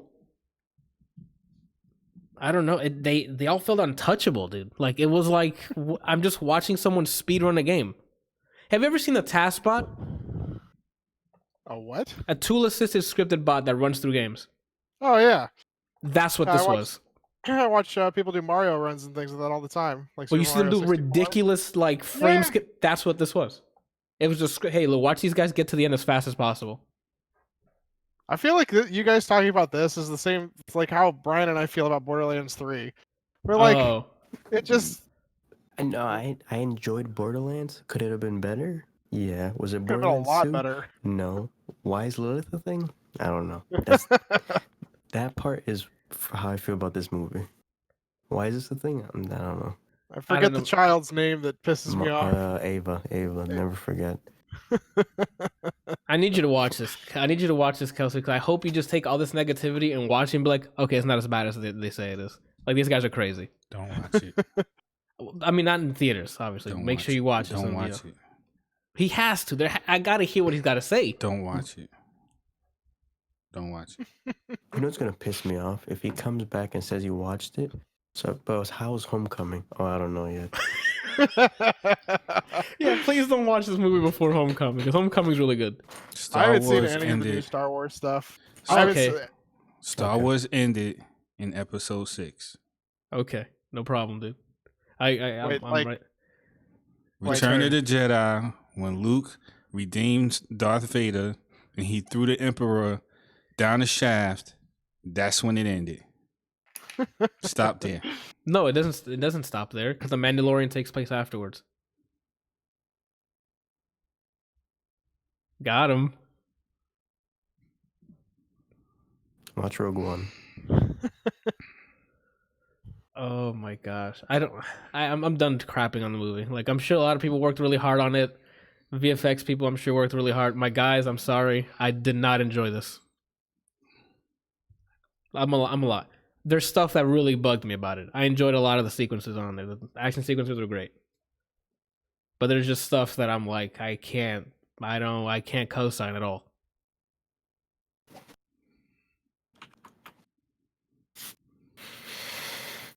Like she still has all of her limbs at the end.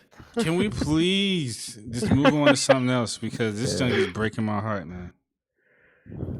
Anakin lost almost every limb in his body. Luke loses an arm. She's like, no problem, I got everything. I don't think she took the chosen one. I don't. Okay, yeah, we're moving on. The chosen one, my guy. I think that's it for the TV stuff.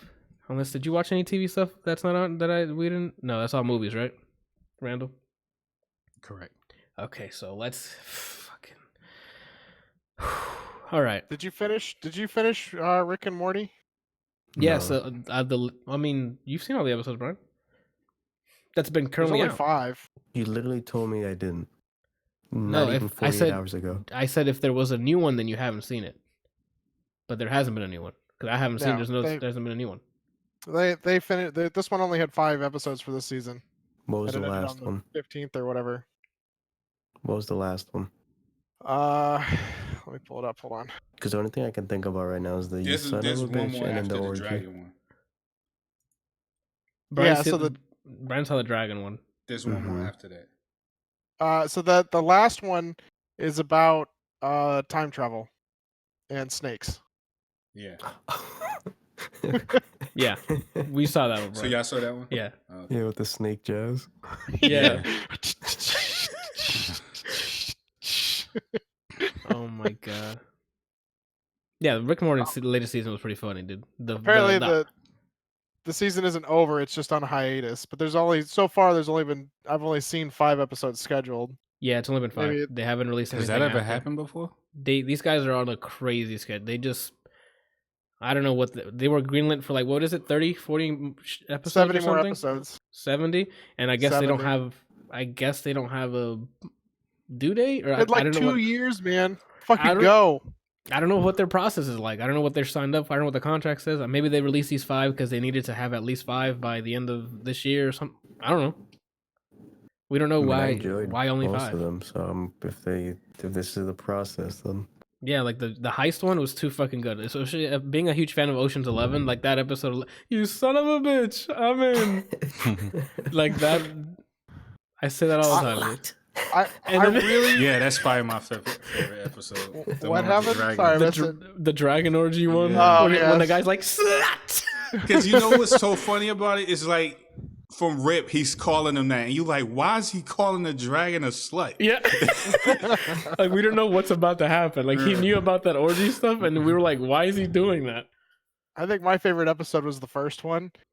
Like the toilet one was absolutely hilarious, but just the ending to the first episode, I just want to look at, I want to work in hospice and just look into people's eyes who have nobody and just say, I love you. And then I'll read whatever's on their name tag. Like, holy fuck, dude. It's so great. Like he finally has a chance to like be with her. And he's like, I can't, maybe we'll hook up in our 40s. And I was Yeah. like, dude, you have the chance to do it now. Like, Yep. fuck the crystal. Go be happy. Oh my gosh. That I'm episode trying, was there was really- another episode I liked more, I think, than the dragon one. I just can't remember. So Something you made have me the laugh. Edge of Temorti, which is the death crystal. You have the Mhm. toilet one where he, is a shy pooper.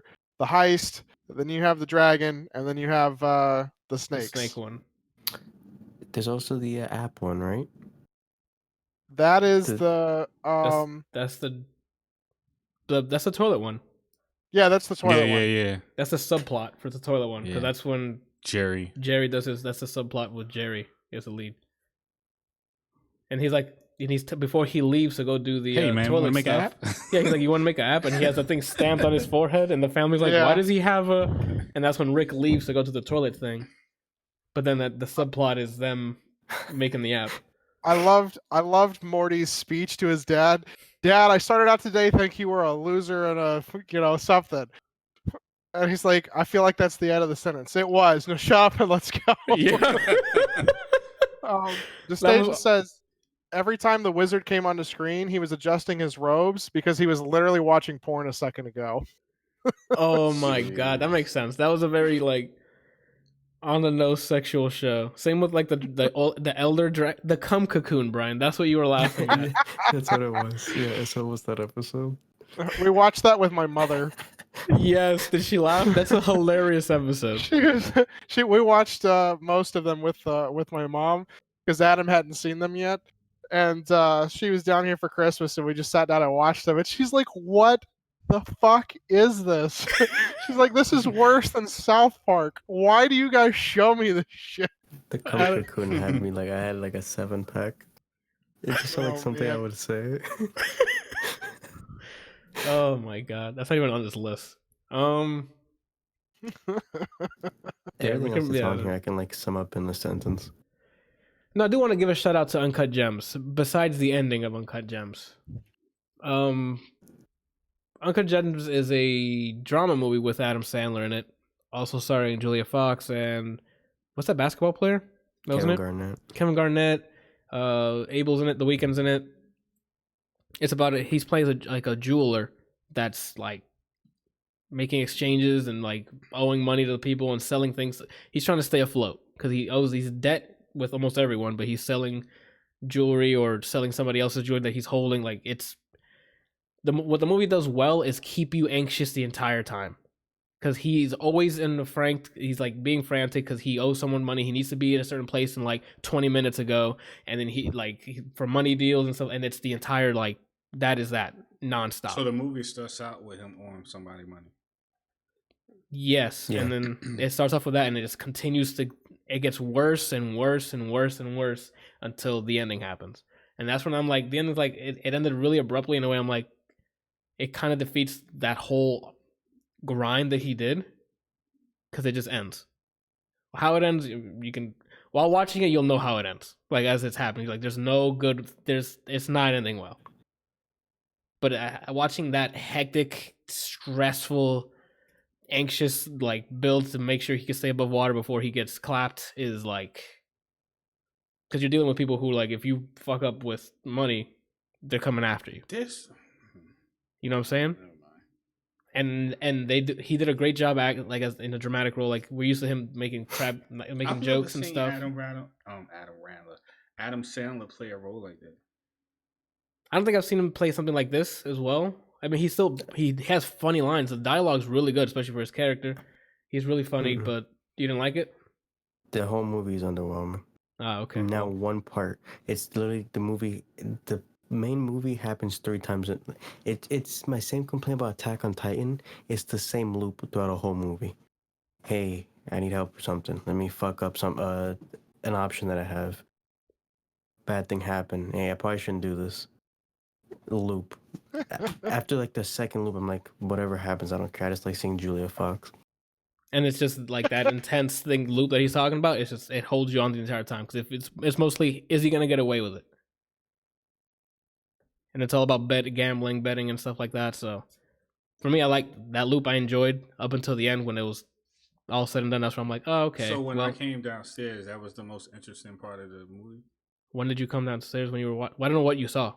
When I came downstairs, it was just before they started watching KG in the game.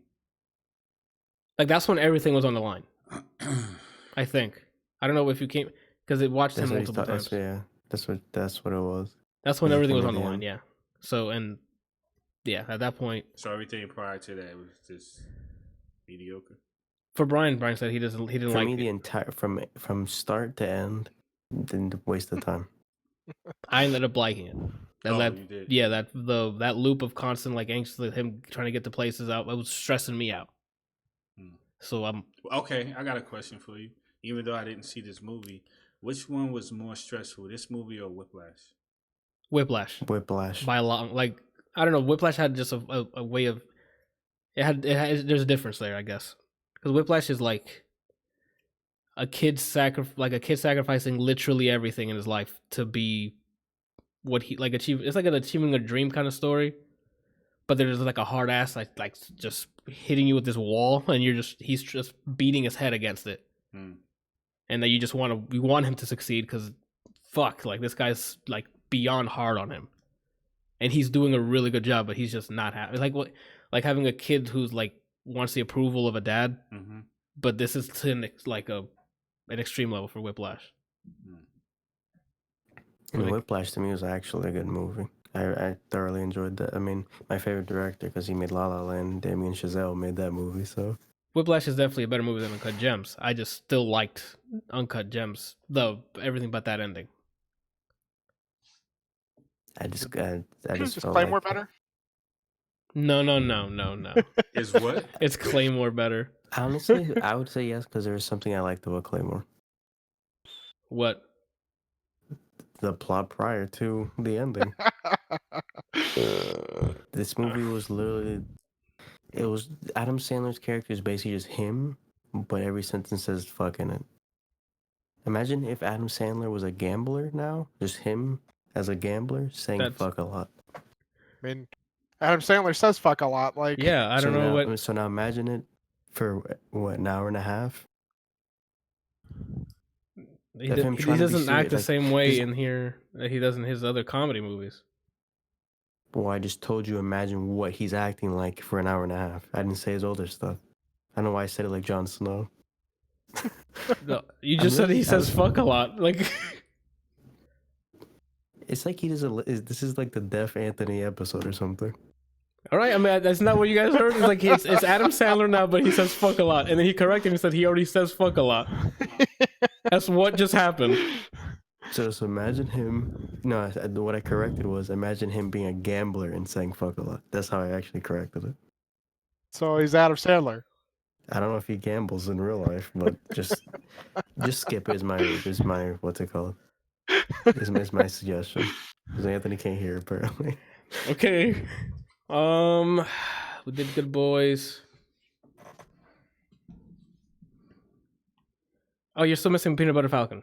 And Randall still has a bunch of stuff too, so Peanut Butter Falcon, yeah. they already watched it. I can't really explain how the movie made me feel because then that would reveal the end of the movie. But let's just say it made me feel the exact same way as Green Book when I watched it. I highly recommend it. How did Green? Oh, yeah, you talked about Green Book on here. I was about to say, did you talk Mhm. about Green Book on here? You did. Okay. And Green Book is the what's his name? Vince what? The actor. It's not Vince. It's Viggo Mortensen. Vigo. It was a V, and I thought Vince for some reason. It's probably because the Deuce I saw recently. Viggo Mortensen and Mahershala Ali. All right, then we'll just leave it at that. He's just echoing what we were talking about. You need to watch Peanut Butter Falcon. It's really good. Yeah, I highly recommend it. Random. No, we have stuff to go through. I was just gonna say a side note. I don't know why I found Dakota Johnson. That's her name, right? The actress. Dakota Fanning or okay, no, Dakota Johnson. You got it right. I don't know what it is about her, but I always found her attractive. And this movie, she doesn't change anything. For me, it was the opposite. Like Dakota Johnson, I was like, okay. I was like apathetic. I was like, okay. I don't have anything against her. And in this movie, she just had a certain like glow or look to her. I don't know if it was like where they shot or the lighting. She looked different. It's because she played a bounty hunter. Yeah, she was some sort of bounty hunter. That's not how I expected the line to go. I didn't expect it at that point. But then when the questions started happening, I thought that the shopkeep was the one gonna ask what's the Shia LaBeouf's character. So then when it happened, I'm like, wait, what the fuck? You got some reward. She's like, no reward. He's like some sort of bounty hunter. Why would I be a bounty hunter? Shia LaBeouf in that movie is just excellent, dude. I was waiting for you to watch it because as soon as I saw him, like when he got physical with one of the kids, I laughed really loud, like out loud when that happened. I'm like, Brian's gonna fucking love that part because he just fucking decks him. It's funny. He didn't need to either. Like he could just push to the side and jump. He took the time. He shows he's in the middle of said action, but he stops himself to do it, and then he goes back into it. Oh my god, that movie's so good. Randall, you watched an old movie. What movie was that? Tomb Raider. Oh yeah, Alicia Vikander of the Man from U.N.C.L.E. fame. Mm-hmm. She's probably famous from Ex Machina. No, Brian, I'm the one with the story here. Thanks. Oh, okay. Go ahead, Randall. I knew her from Ex Machina. I didn't fucking ask you. Mm. Randall, I don't like the way you say there. That was like an aroused. I don't ask my wife for her opinion either, but she still gives it. Yo, I'm not touching that. I don't know why I watched this movie or what made me decide to watch the movie, but it was alright. It wasn't anything that I will like add to my collection of movies that I like. Mm-hmm. It was like a standard run of the mill action movie with Tomb Raider on the title. After I watched it, I sat there for like a couple of seconds trying to figure out like, would I rather watch this or would I rather watch Angelina Jolie play Lara Croft? And I neither, dude. I finished watching Tomb Raider. I'm like, nah. There hasn't been a good Tomb Raider movie yet, has it? Not that I personally One like. with Angelina Jolie in. Nah, I didn't like that one. Well, I see what they were trying to do though. They were trying to like cater to the game. Yeah. But it fell short. I love what they've been doing with some of these movies. It's like, so we made a game. We made a movie based off of a game, and then made a game based off of the movie of the game, and then made a movie or a game based off the movie of the game of the movie, and then made a movie about that. The thing is, the Tomb Raider plays like a movie. Yeah. So I don't know why they're like, oh, let's make a movie about it. Same with this Uncharted movie that's coming out, the live action one. Uncharted is a movie. You play through it. It's a really long film or TV series. Especially the fourth one. Yeah, the fourth one's freaking lengthy, with a lot of like cutscenes and acting and like sequence, like plot points. Like there's no need for a movie. I might be in the minority here, but I've never given a shit about Tomb Raider, even as a game. The only reason I might have seen the movie was because Alicia Vikander's gonna be Tomb Raider or Lara Croft. And Lara. everybody said this movie was literally skippable. I was like, all right, I'll just watch Man from U.N.C.L.E. again. Yep. I like the new reboots for the Tomb Raiders because they play a lot like Uncharted. So, But I mean, I watched you play the first two like completely, and then bits of the third one. And it'll never be Uncharted for me because I don't give a shit about any of the supporting cast for Tomb Raider. there's Jonah, no that big guy. yeah. All right, He's what does he supposed to do? be her Sully, but there's no the chemistry between Nolan North and the actor who does Sully is just like on as soon as they're on screen the first and Uncharted 1, you're like they've been buddies for years. Like Even without Sully, which that hurt me to say just now. That was crazy. you have chemistry with Elena. You have Yep. chemistry with Chloe. You have chemistry with the villains that are in each game. yeah, like it's Everyone that's not a random lackey, like even Tenzin, the Native American, mhm. he doesn't even speak the same language, and it was still like an enjoyable interaction. His chemistry with a train is more exciting than Jonah and Lara. And the train tried to get rid of him, Yeah. and he kept crawling back to him. All right, I'm done with those jokes. So that's all you really got to say about Tomb Raider? Because Yeah, I mean, it was just like a, let me see. let me check this out. Yeah. It's funny as it seems like every time Randall has a topic, he'll say one sentence and then we go on a rant about whatever he's talking about and leave him behind. And then at the end, we're like, so what did you think? Because he said his piece about it, but then we cut it, and I'm like, I don't know if he still had extra stuff to say. He said he said it was like the Tomb Raiders, but it didn't reach or it didn't hit the mark, and I'm like, that's pretty much. That's a nice bow on what that review should be. Like, oh, it tried to be this, but no. All right, Randall, you played 2 mobile games. I just not noticed you put mobile games on here. Why would you play a mobile game? You could play that on a console. Because it's not What's a the point of console mobile game. gaming?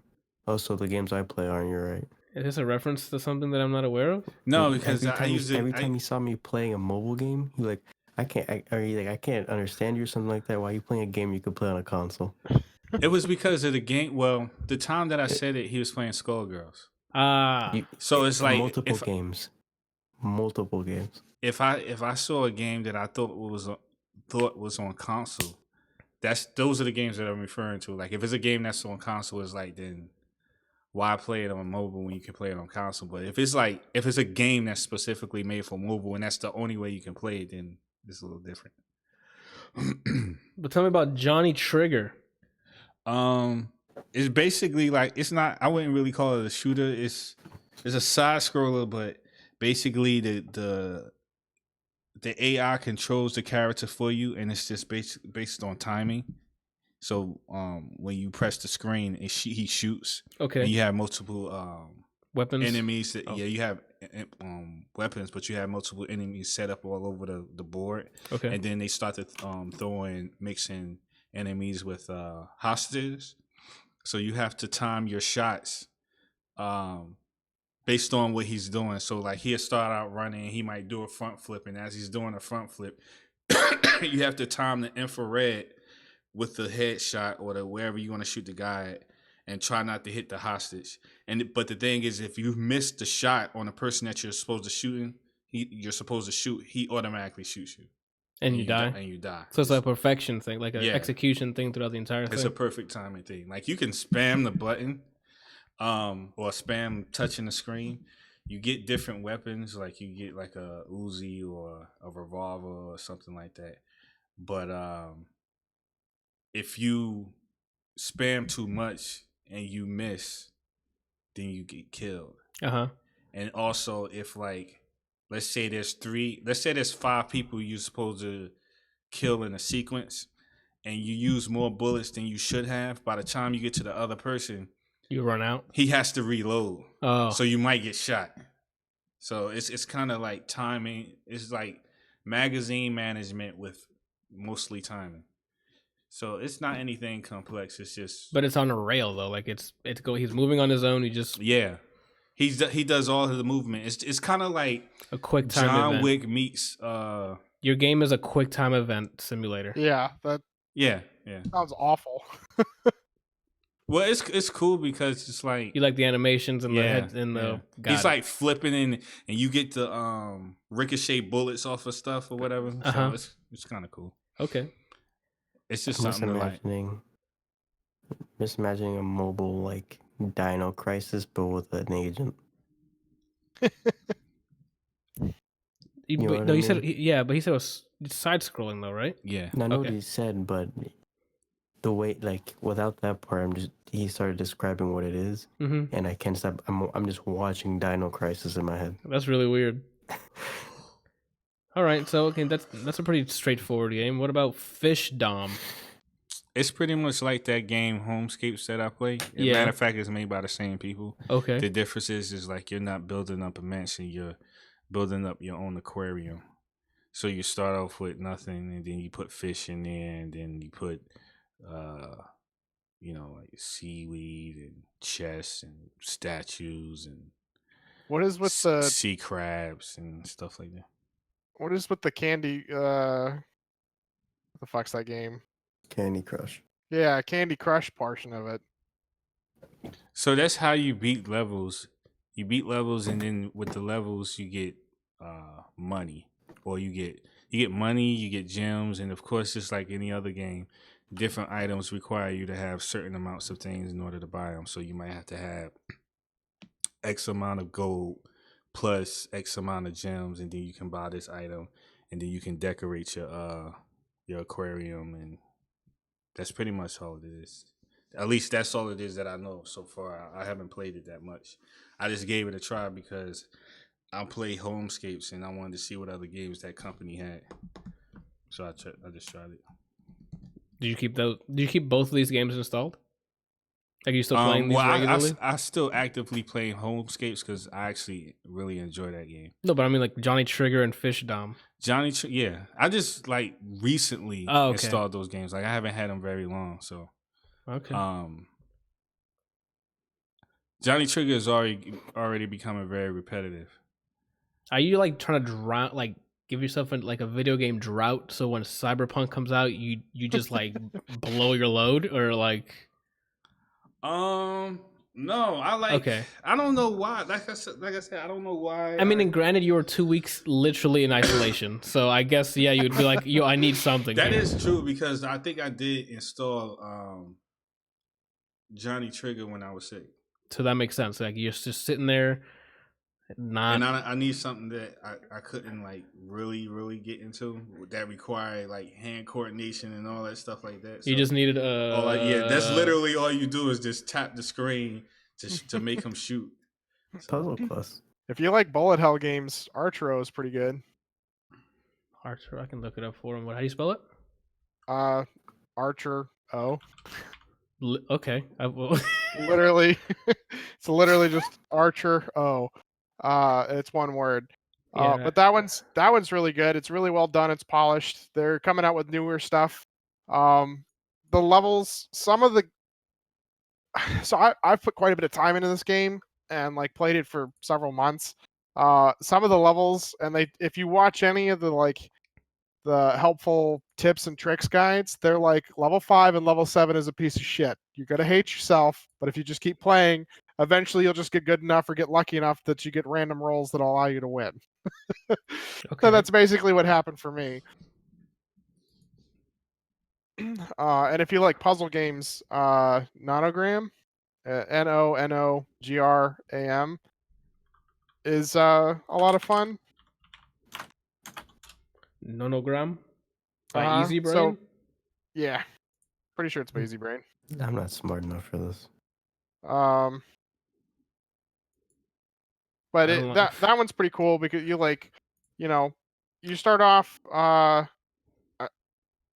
you learn a bunch of things about how the game works pretty quick, and you have to like choose which tiles are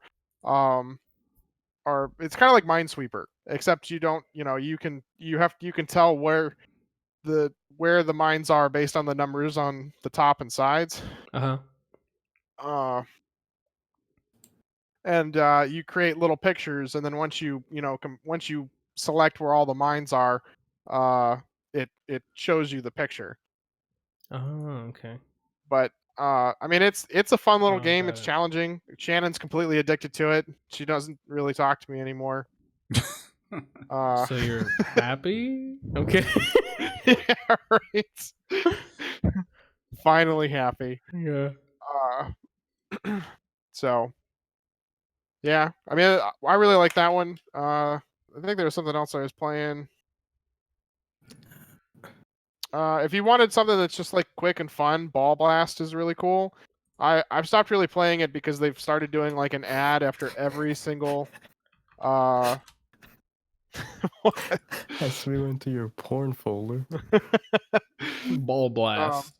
What the heck is it? You're just like a little cannon that shoots balls that fly out of the sky, and like they have like numbers on them, and you have to shoot. You have like a power, and the higher your power, the more damage you do, which means it drops the number faster.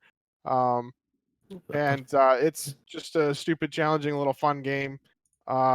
I've kind of stopped playing it because I'm tired of literally, like, if you go in and you die immediately, you have to watch an ad. You go in and die again, you have to watch an ad. It's just like, I'm my not gosh. gonna Yeah. play. I mean, if you want to play it, just turn off your network and you can play it, and you don't have ads. But now they've included something that's like, hey, you should support us. One of those shitty little banners. Uh-huh. If your network's not on. Unless you have And to then pay, I unless started you like playing. pay for it, probably. Probably. I haven't really looked into it. Offers in-app purchases. State of Survival's a decent game. I was looking for like a tower defense game, and that was supposedly the highest rated tower defense. It's not a tower defense. I don't know what the fuck this is, but it's not a tower defense. By Kings Group Holdings. State of Survival. Yeah. There was a see. game I was playing like a couple weeks back. What the There was heck? like a roguelike game that kind of works like blackjack. Interesting. So it's a card roguelike in the sense that there's classes that you start out in, and you have like a deck of abilities. And in order to, like, when you go into combat, in order to attack somebody, you have to basically outnumber them between 1 and 12. The higher the number you have, the more, not more damage, the more hits you'll get. Like, you have a better chance of, I'm trying to see how I explain. You each go from 1 to 12 blackjack, right?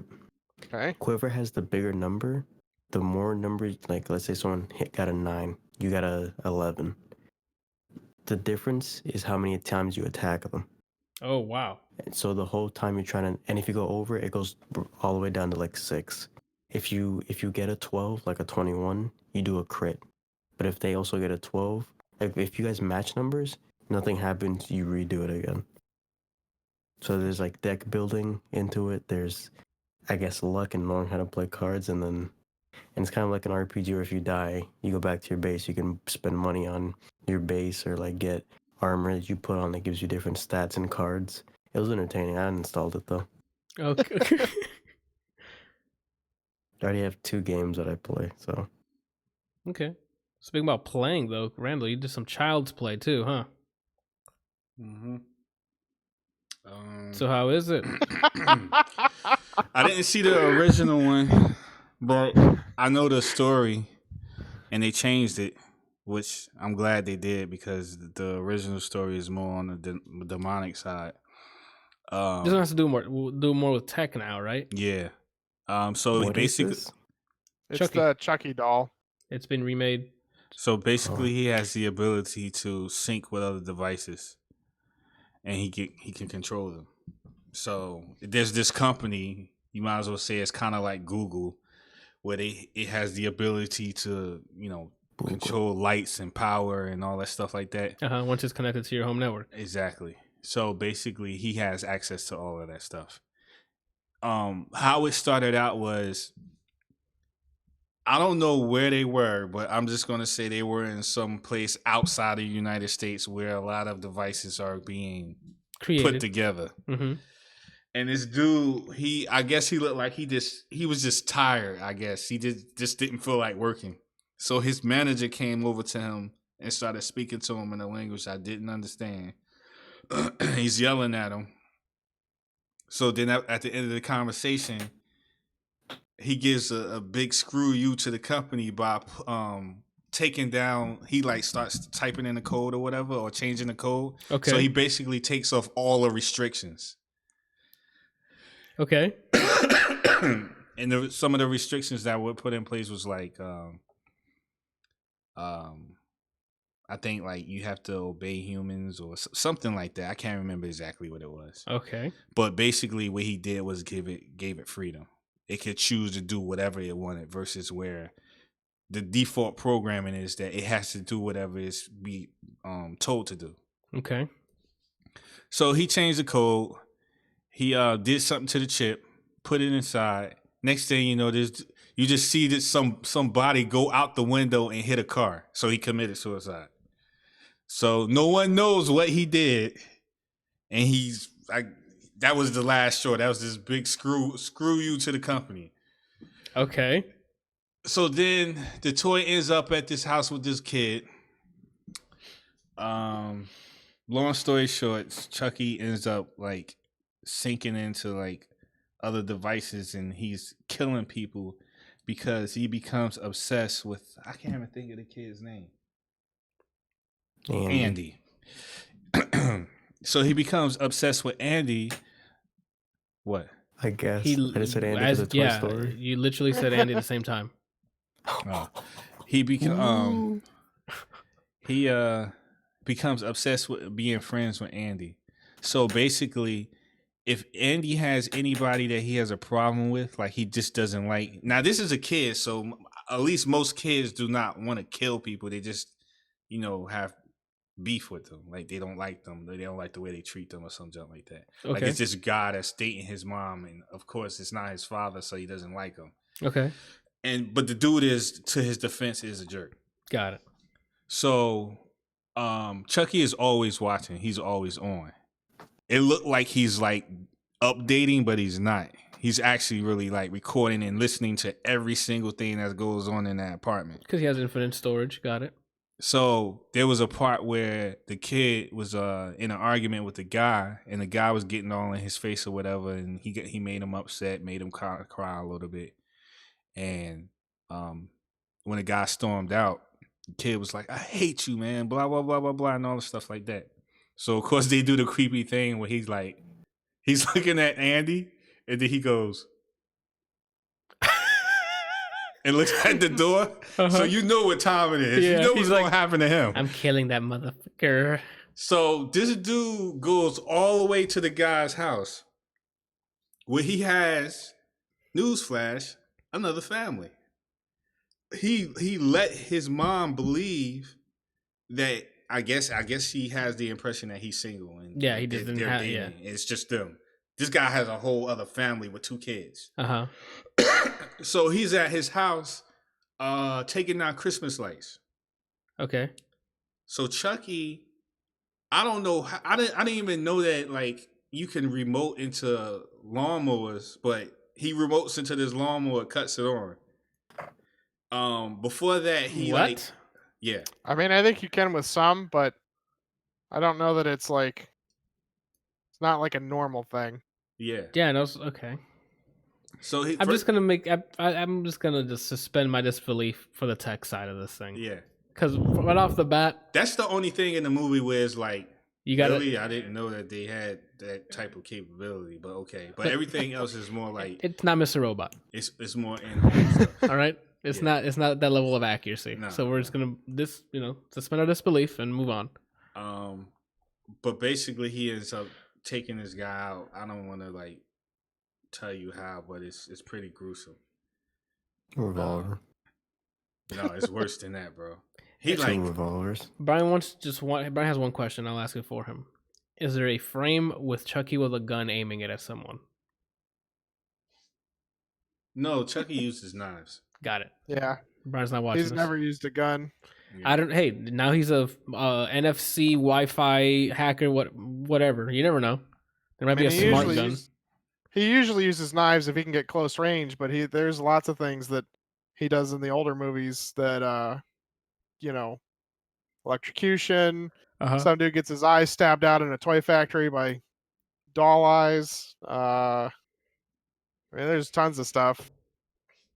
So the reason why he became so violent was when Andy first got him, it was just him and Andy was talking to him. It was like a montage of them spending time together. Then Andy gets these friends, this dude and this girl, and he starts hanging out with them. The bad crowd. Actually, they weren't a bad crowd, but they were just kids. They were just kids. Oh. So they're watching stuff on TV that's violent. So he's watching it too. So at that point he's learning what violence is. Uh-huh. But he doesn't look at it as violence. He just looking at these kids are looking at somebody getting hacked up on screen and they're laughing. You're like, so this he's is fun. associating that with happiness. Yeah. So he thinks that if you do that's going to make Andy happy. Uh-huh.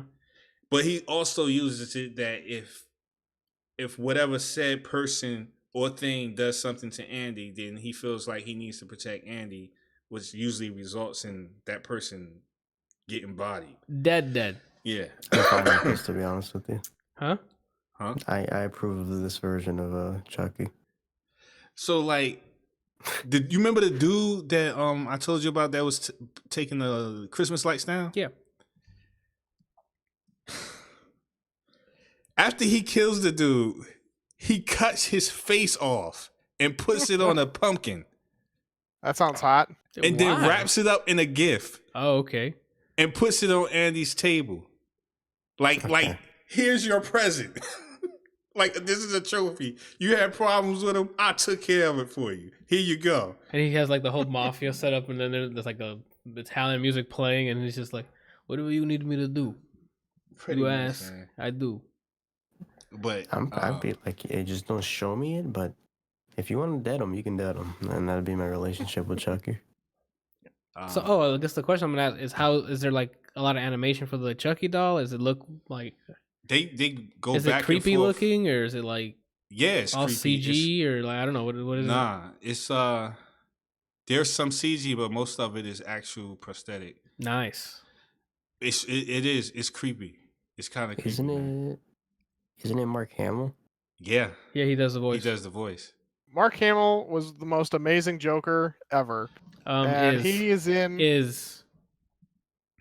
is the most amazing Joker ever. And he is in practically everything that is, voice, where he's just a voice actor. And it's just, you listen and you're like, that kind of sounds like him. I'm not sure. And then you go look him up, and you're like, holy fuck, he was that guy in that show? How did I miss this? He does have range. It's just, we're used to just the Luke voice, and we're used to the Joker's sinister, gravelly voice, so. Yeah. So, one of the things that I used to think to myself was this toy, it's a toy.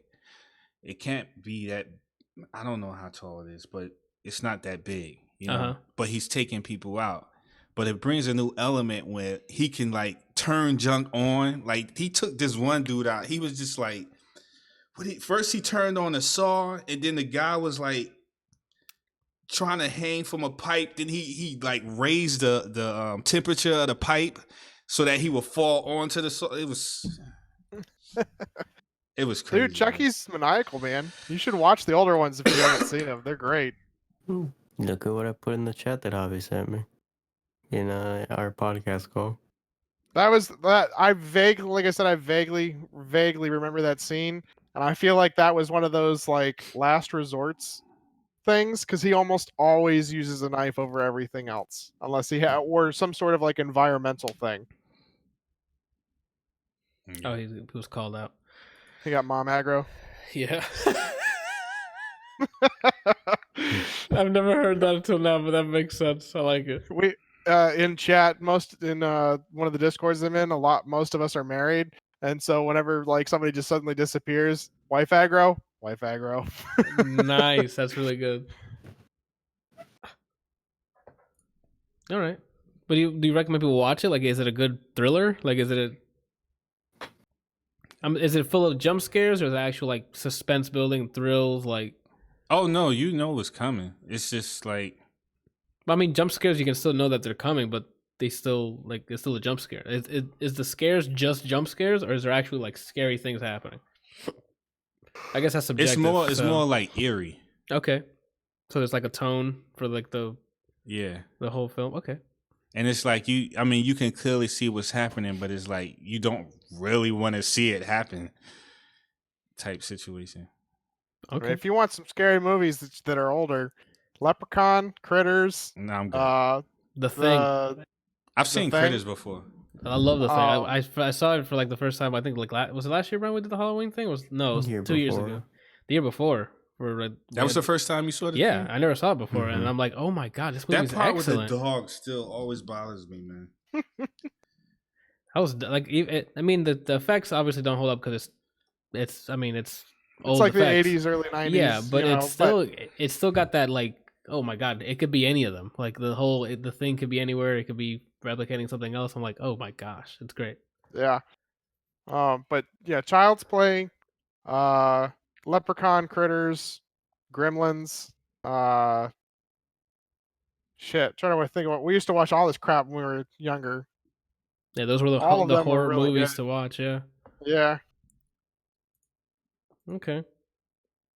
I'm gonna have to check it out because I was interested in watching it because what's her name's in it from Legion, and from Parks and Rec. What's her name? Aubrey Plaza is in it. She plays Plaza. the mom, right?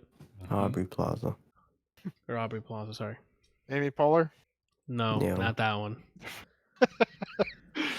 Holy crap. So Anthony, you have to go watch the roast of the Golden Globes.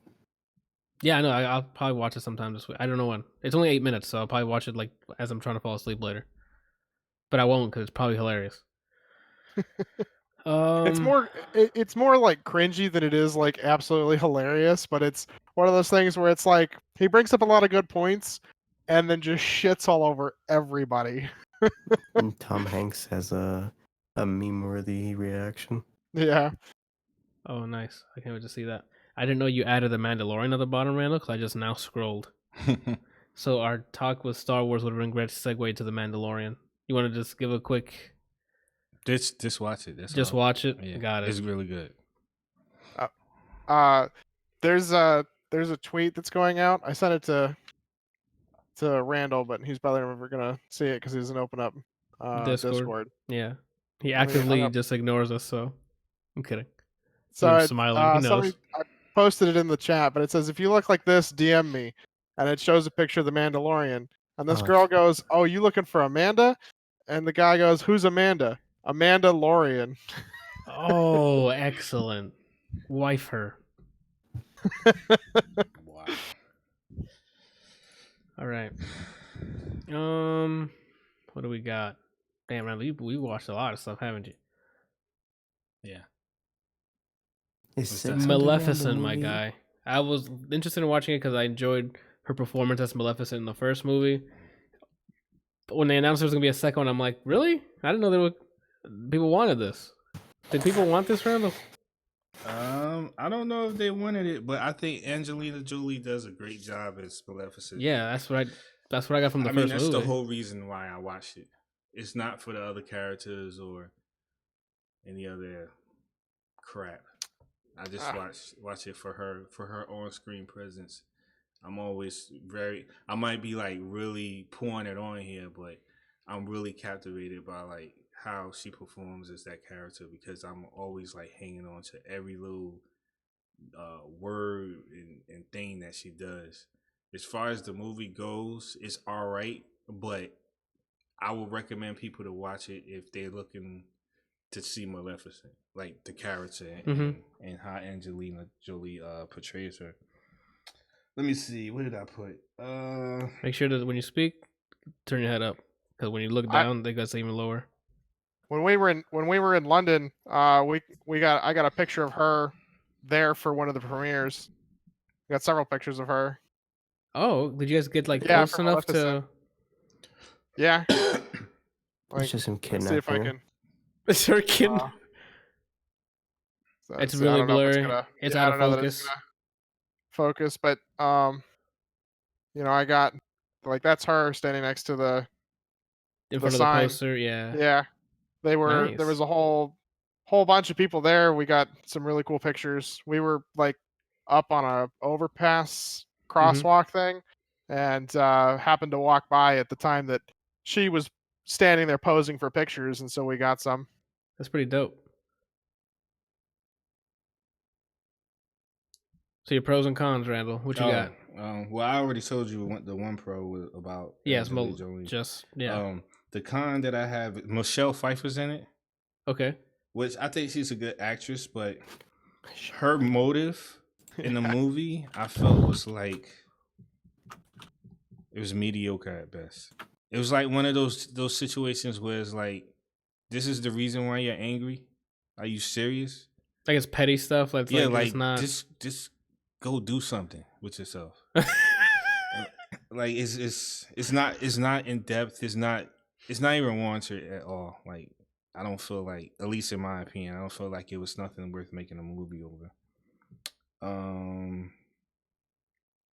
then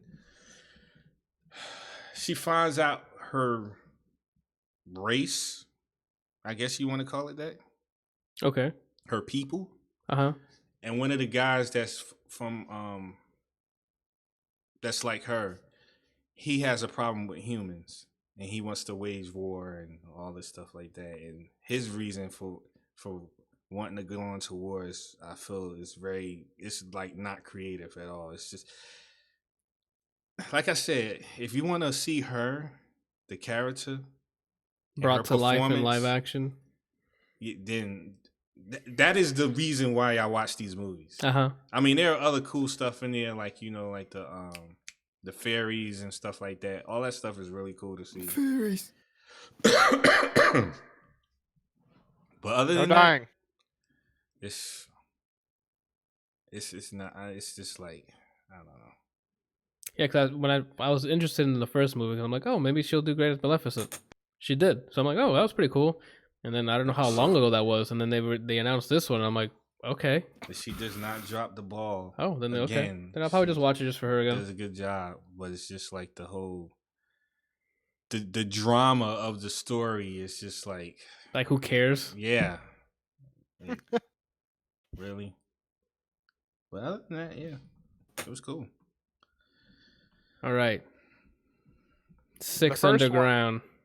Sorry, in the first one, her daughter played the little girl because she was the only one that wasn't afraid of her in the costume. Oh, really? Oh, wow! I don't know. That's a pretty cool trivia. I mean, she does look a bit like menacing. So, what? I could have been her daughter. I wasn't afraid. Oh, okay. Just Brian with the beard and stuff, and they cut to him, and he's just like with Henny in his hand. All right. Yeah. 6 Underground. Then you. Is that the Ryan Reynolds one? The Michael Bay movie, I think. Forgettable? I don't even know why I put that on here. Oof. It's not terrible, but it's like I would feel the same way if I watched it or didn't watch it. So is it like a safe, like Hollywood blockbuster cookie cutter movie? I wouldn't even call it a blockbuster. I don't even think it was in the theater. I think no, it's a Netflix. Netflix, right? Yeah. Oh, I don't know. It's basically a bunch of people who are off the grid. What happened? I don't know, but I made some weird fucking sound. Oh, okay. It's basically a bunch of people who live off the grid. They all have military background, and their sole purpose is to like take out evil politicians. That's pretty much the movie. Okay. I mean, it's okay. With a bunch of iconic Michael Bay camera shots. Which I admit, Michael Bay does have a good eye for action. I will give him that. He just cannot direct the rest of the good movie. Yeah. Where the meaty parts are supposed to be. Yeah. But if you want some eye candy, dynamic, action-packed, cool-looking shots, You watch Mission Impossible Fallout.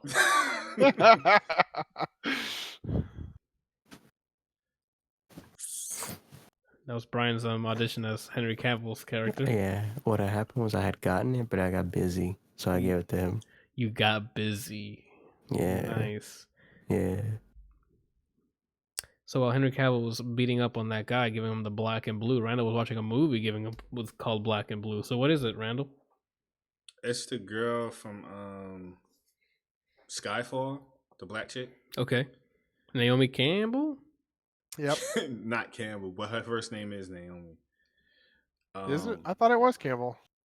It's a person, different person. Oh, my fault. Naomi Campbell is a model. Oh. Yeah. It's Naomi Harris. Harris. I told you it wasn't Campbell, idiots. She's a good actress. I give her that. The story is basically about how she's a rookie cop. She's at the end of her shift, and her partner tells her about these big plans that he has with his wife, and it's supposed to be a special night. So while they're in the locker room, I guess their superior, manager, whatever you want to call it, chief officer, comes up to them and says, I need somebody to take the night shift. So her partner is like, I can't take it because blah, blah, blah, blah, blah. You said, okay. So he... Without a partner. So she offers to take his spot. I'm sorry. That was a Rush Hour reference. Without a partner? What part? That's when Chris Tucker's partner. The girl. Fuck, I'm trying. Yeah. And it's after he goes, after he blows up the car. Yeah. And then he goes back to get debriefed. And Yeah. she's like, "Who goes out there without a partner?" Was that the girl that does the bomb? Yeah. Yeah. Okay. The demolitions expert or whatever. Yeah. Whatever. It's she was. funny like how he's always like trying to get with her. Yeah, but he always doesn't bring her along. It's her partner. Uh-huh. Yeah, I love that movie. All right, go ahead. Sorry. Mine said it as what was this? the clip played in my head. Oh. So she ends up going with this other cop. So she's partnered with this other cop that she's never worked with, obviously. And because she's a rookie, they treat her like trash.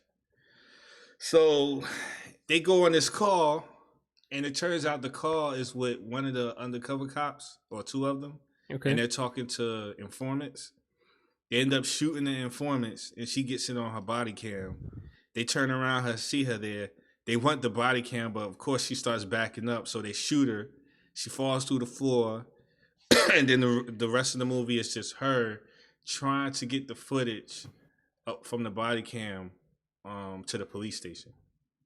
And the undercover cops are trying to obviously get to her before that happens, but she's also in the hood where they don't like cops. So she was set up to make it seem like she killed somebody really important nephew. Okay.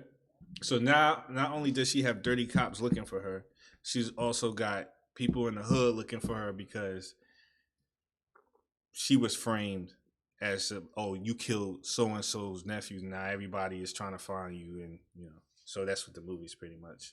Her trying to running from both sides. Both sides, yeah. Does at any point in the movie did she say, "Let's fill the streets with blue"? No. Oh, okay. Well then, I'm waiting for that movie. I heard that movie didn't do so good. I don't think it's so. You know how long it's been coming soon? I saw that trailer like a year or two before it came out. Is it out?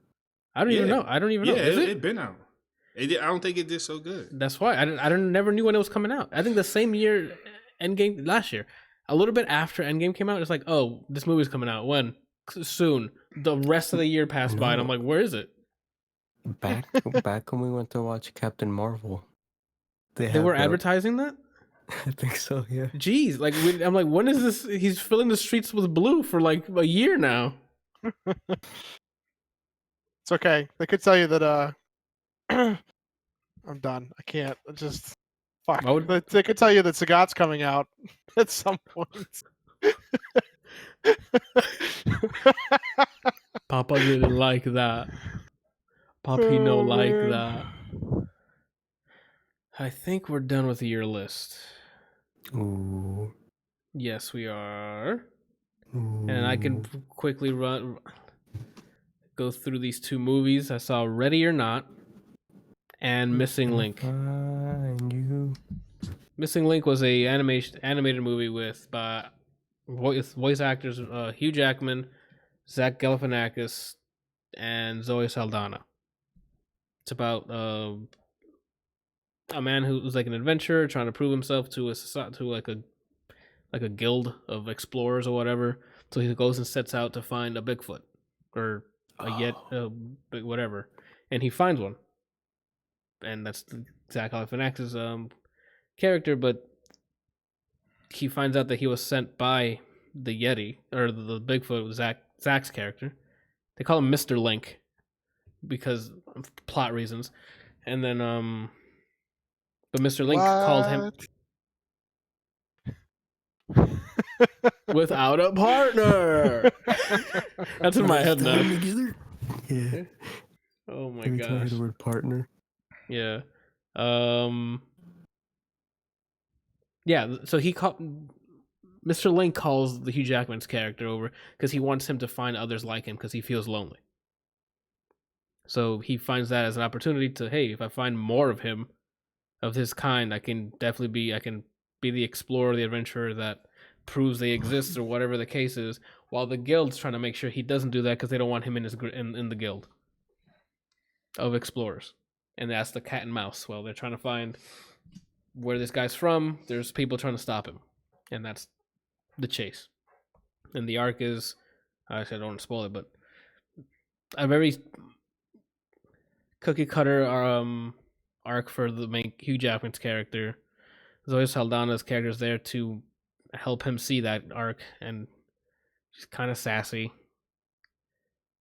There was some fun, there was some like low hanging fruit jokes, and there is some like, okay, that's pretty funny jokes, but there wasn't. Animation's great because it's like stop motion / animate / actual like CG, but mixed with That was really smooth to be some stop motion, man. That's what I was saying. Like I even asked Janelle, I'm like, is this like complete stop motion? Because a lot of the like huge body movements, it's very stop motion looking, like it looks like it. But then you'll have like scenes where they're on a boat and the water looks fantastic, but it still looks stop motion. But it looks like there's, I don't know. It looks fantastic.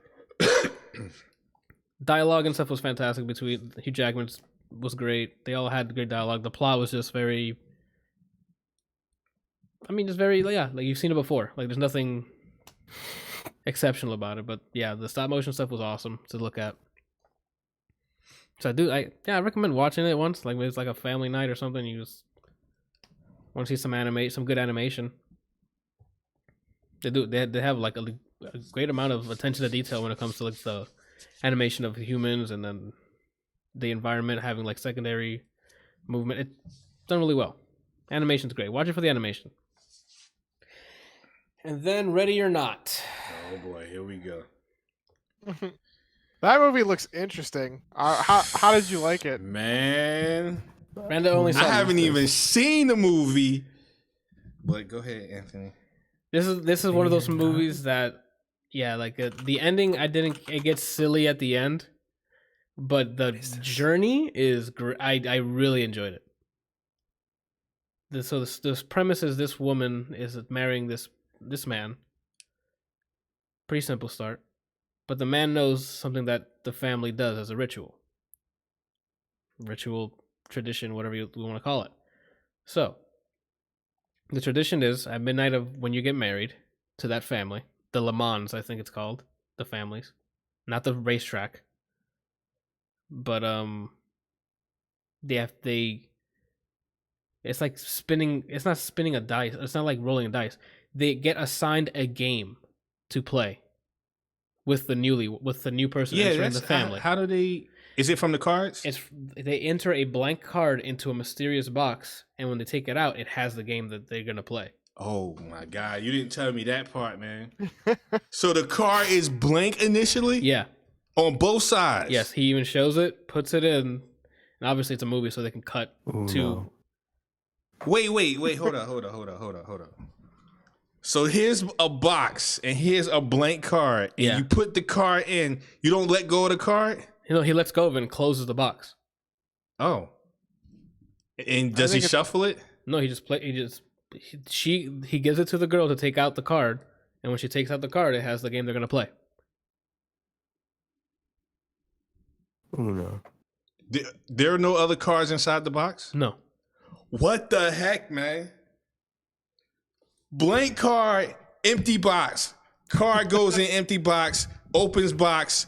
Card has something on it. That's the series of events. Oh my! See, she should have left right there. She should have left right there. I know, like, nope. I love what he chooses to focus on is like this shit's going down for the movie. Like there's just watch the trailer. There's so much shit going on, and the card is what he's like. Yo, if I was there, I'd just get the fuck out. Like I can't deal you with have this. to watch the signs, Kelsey. You don't wait until it pop off. When it pops off, it's too late. You have to get the signs before that.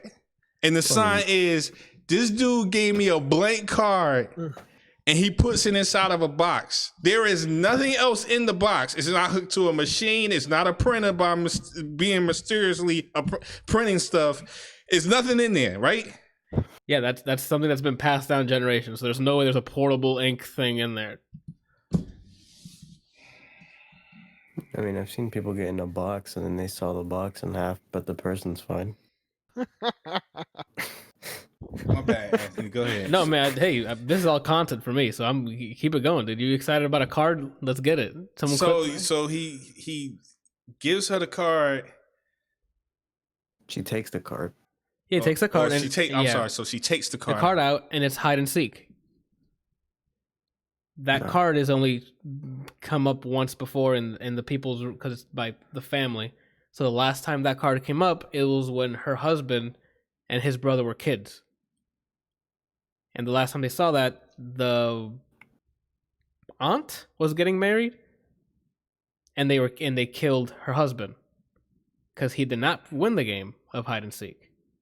She soon realizes hide and seek is you must survive until dawn, and they're hunting you down. As in, the family hunts you down. Because they believe if they don't, the ritual that happens, they all die if they don't kill you by dawn. So you're watching this going, is that bullshit as an excuse for just to kill people? But there's actual terror in people's eyes. And you're wondering that as she's trying to make it to stay alive throughout the night. It starts midnight, and she has 6 hours, 7 hours to stay alive. Oh, it started at midnight? Yeah, they said meet me at, they had the whole wedding reception, no problem, and then at midnight they start that thing. Wait. So the people chasing her, the person marrying into the family, is the family? Yes. Yeah. And they believe if they don't catch her, they die? Yeah, they believe if they don't play the game, they'll all die. Yeah, not necessarily if they win or lose. It's just they have to play the game. Somebody has to win. No, they have to win. They have to get her. They have to win? I'm sorry, I misunderstood. Wait, if she wins, they die. If she makes it out or stays alive throughout until dawn, then dies. Yes. What happens if you say no?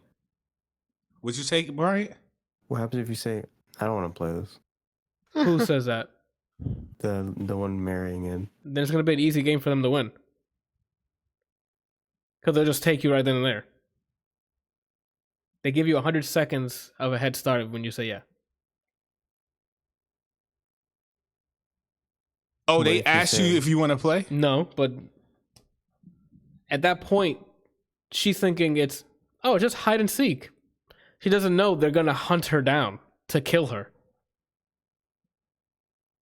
The boyfriend knows what's about to happen, but he tries to help her get out. And he tries to tell her, no, you need to like get out of here. But you know how movies go. He doesn't get a word in. Something happens. They shoot her off. You got 100 seconds. She's out. And then now it begins. The hunt begins. And it's her trying to survive. And that's, I think, the best part of the movie is her trying to make it. And then the end happens. And then I'm like, okay. I didn't know that this whole thing was for 24 hours. It's not 24 hours. It's till dawn. Like 6 or it's 7. Like 6-7 hours. Yeah. It starts at midnight and they have to get her before the sun rises. Yeah. Oh. Not 24 hours. What the heck? What I don't get is... Uh-huh. So you said if they don't catch her, they all die. That's what they believe. So this guy knew about the game before they got married. Yeah, him in the sequence of events, because I don't want to say the movie starts as with him and his brother as a kid. So they know it happens. So then the thing... Go ahead. Before you go into it, do you recommend this movie? Before I get invested in this, do you recommend the movie? I do, but the ending kind of threw me off. Because like the thrill of the chase is what was keeping me in there. Because that's not creative. They do things that are like, oh snap! Like how's she gonna get out of this if she's in a situation? And there's some clever stuff that I'm like, holy crap, you're right. So it's one of those situations where they finally did a movie where the person doesn't do something stupid. It's more like that was a smart decision.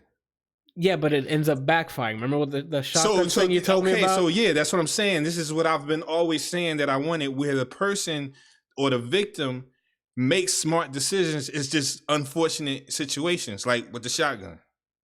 It was smart to grab that. Yeah, let me think if there's anything like that stupid. I don't think because that's the first thing you would think of to do in a situation like that is I need to get the heck out of Dodge, which she tried to do. Yes, and that backfired. Then she's like, then I gotta arm myself. Backfired. Everything like you think like I got this. Something goes in there that's like, oh fuck. Until the end where it's like, okay, well, they need to end this, so. But up until that point, it's like, yo, is this it's anyone's game. So that's why I enjoyed this, like that chase. I'm like, oh, okay, this was really cool.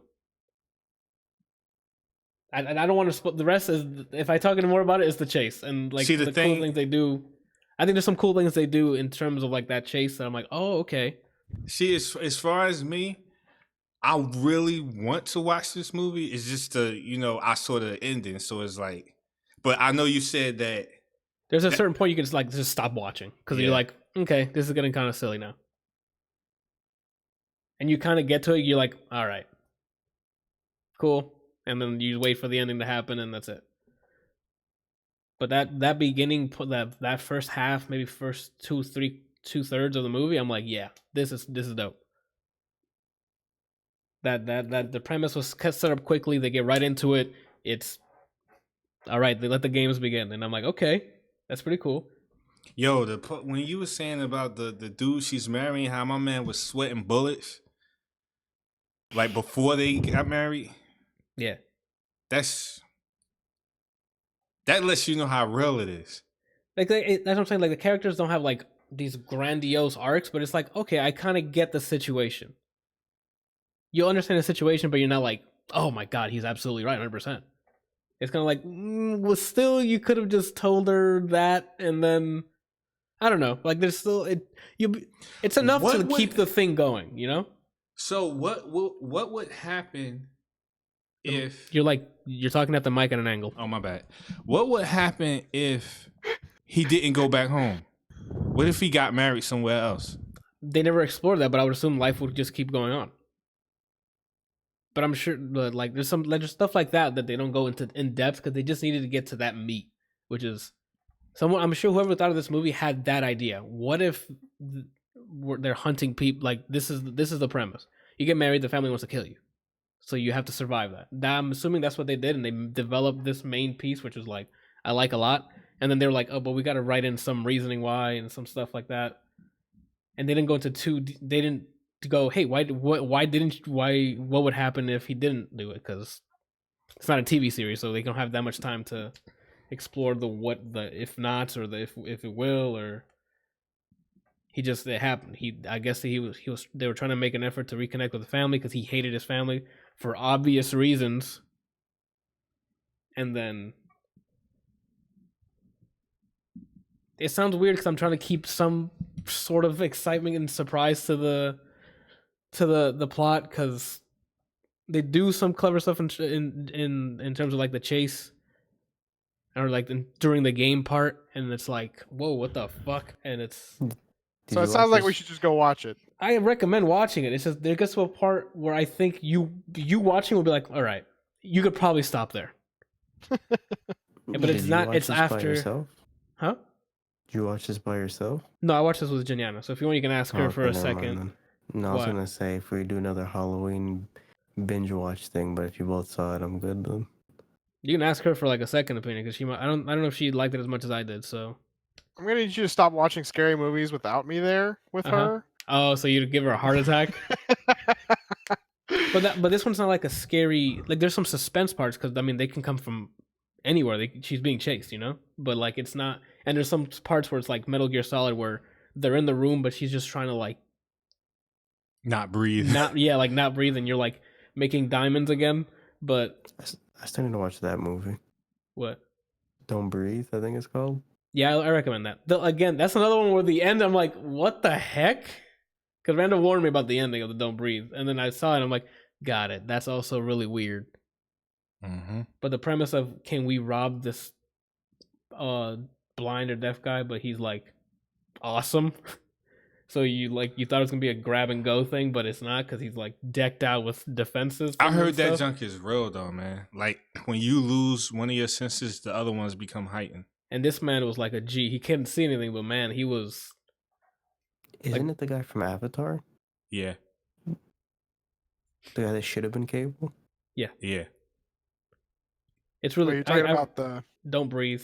Live action Avatar: The Last Airbender or Avatar? Avatar Blue. The blue people guy.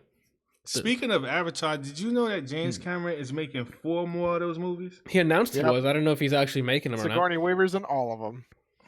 Yeah, but are they gonna say Jake Sully or are they just gonna call him something else? Because if they don't say Jake Sully, then I'm not watching it. So yeah, just to wrap up on Ready or Not, I recommend watching it. The ending is a bit silly. If you can sit through that ending. How long is it? I don't. Did it feel long or was it like a quick watch? For me, it felt quick because like you're constantly.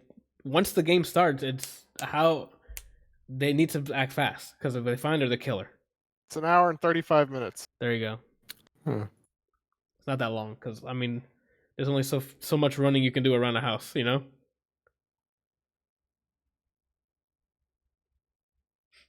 Go watch it. Yeah, I recommend watching it. I don't know. I thought it was man. I thought it was a great watch. I don't know. The ending was the one I'm like. Okay. You know why I'm saying that, Brian? Is because I went on IMDb, right, and I looked at a screenshot. You know when Anthony was talking about the part where she like picks the card, it's a picture of her holding the card, and she has the most innocent like she has no idea what's about to happen. Face. She's like, I got hide and seek. Yeah, and that's what made me want to like watch this. Watching the trailer. Right after that, it cuts to the rest of the family, and it's not, yay, we're playing hide and seek. It's fuck, she got the hide and seek card. It's only happened once before, and it's when it was the husband was a kid.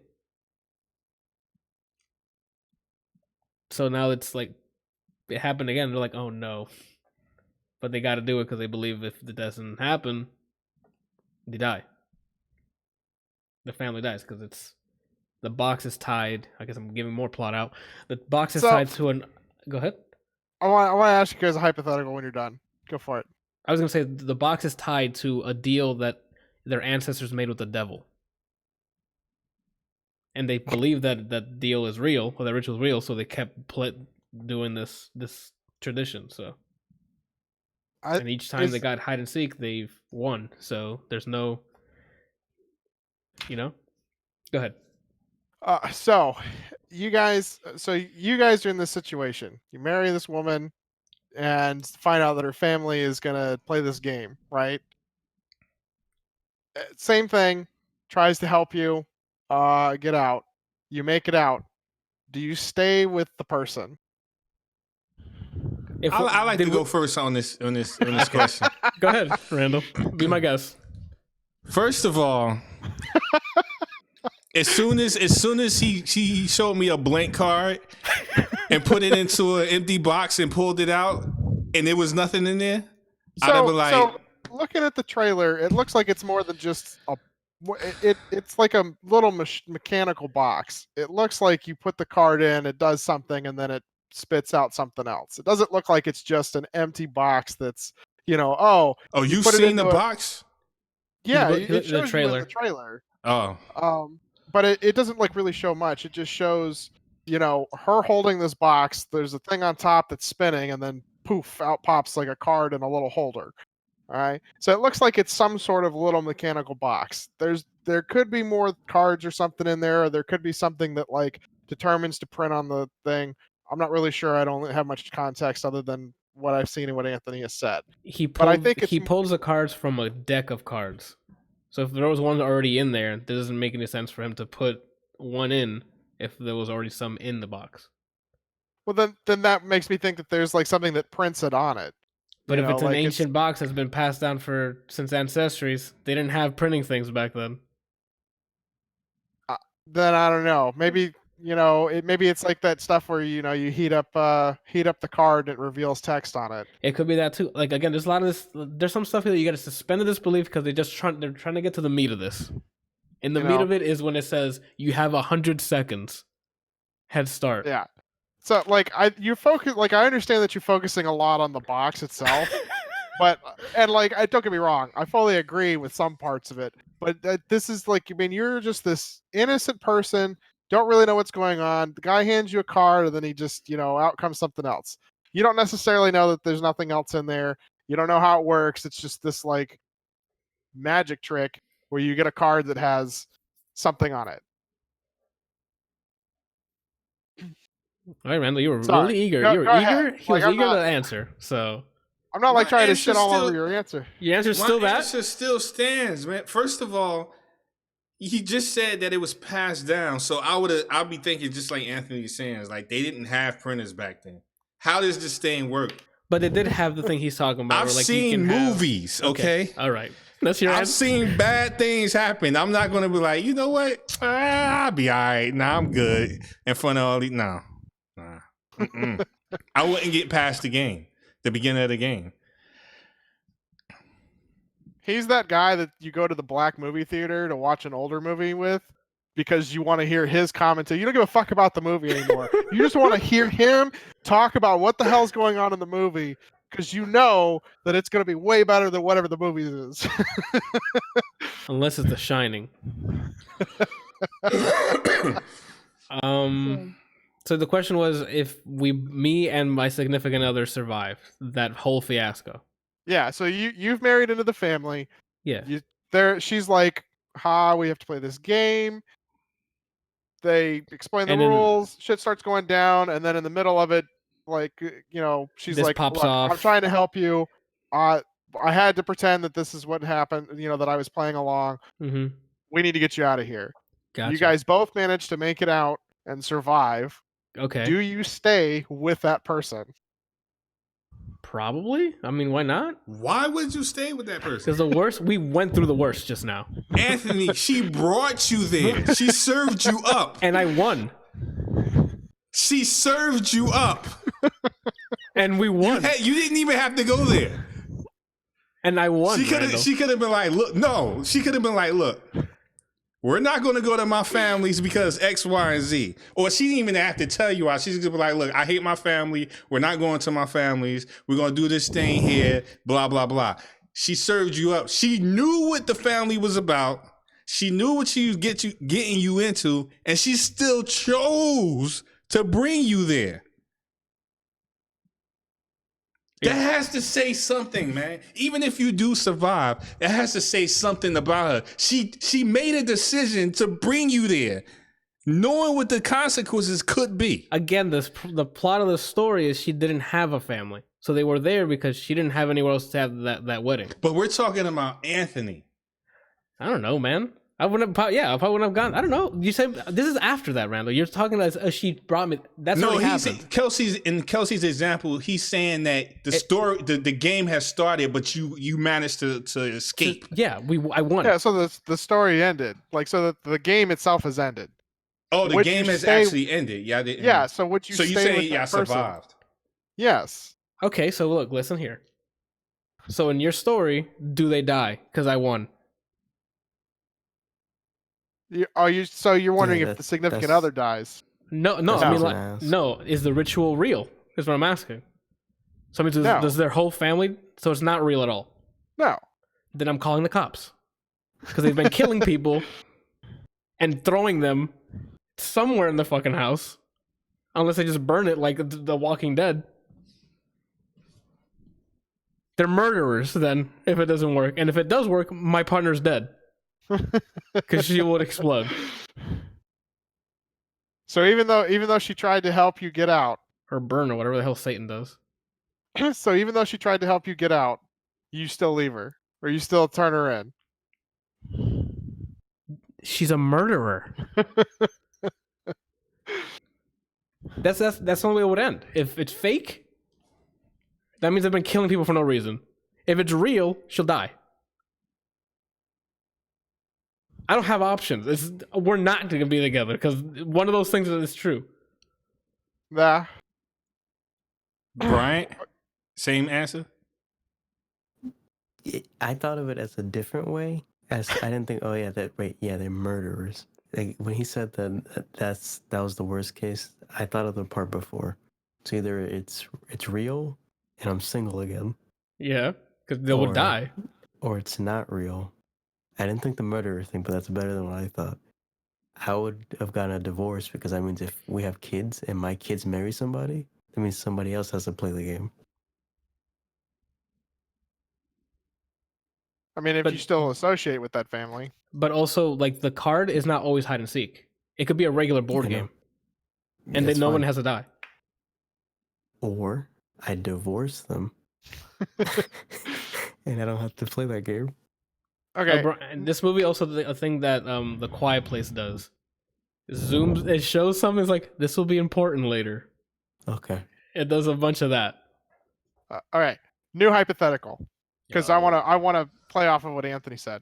So new Okay. hypothetical is the curse is real, Okay. so the family dies, except your significant other, which now you have a curse and have to play the game with your kids.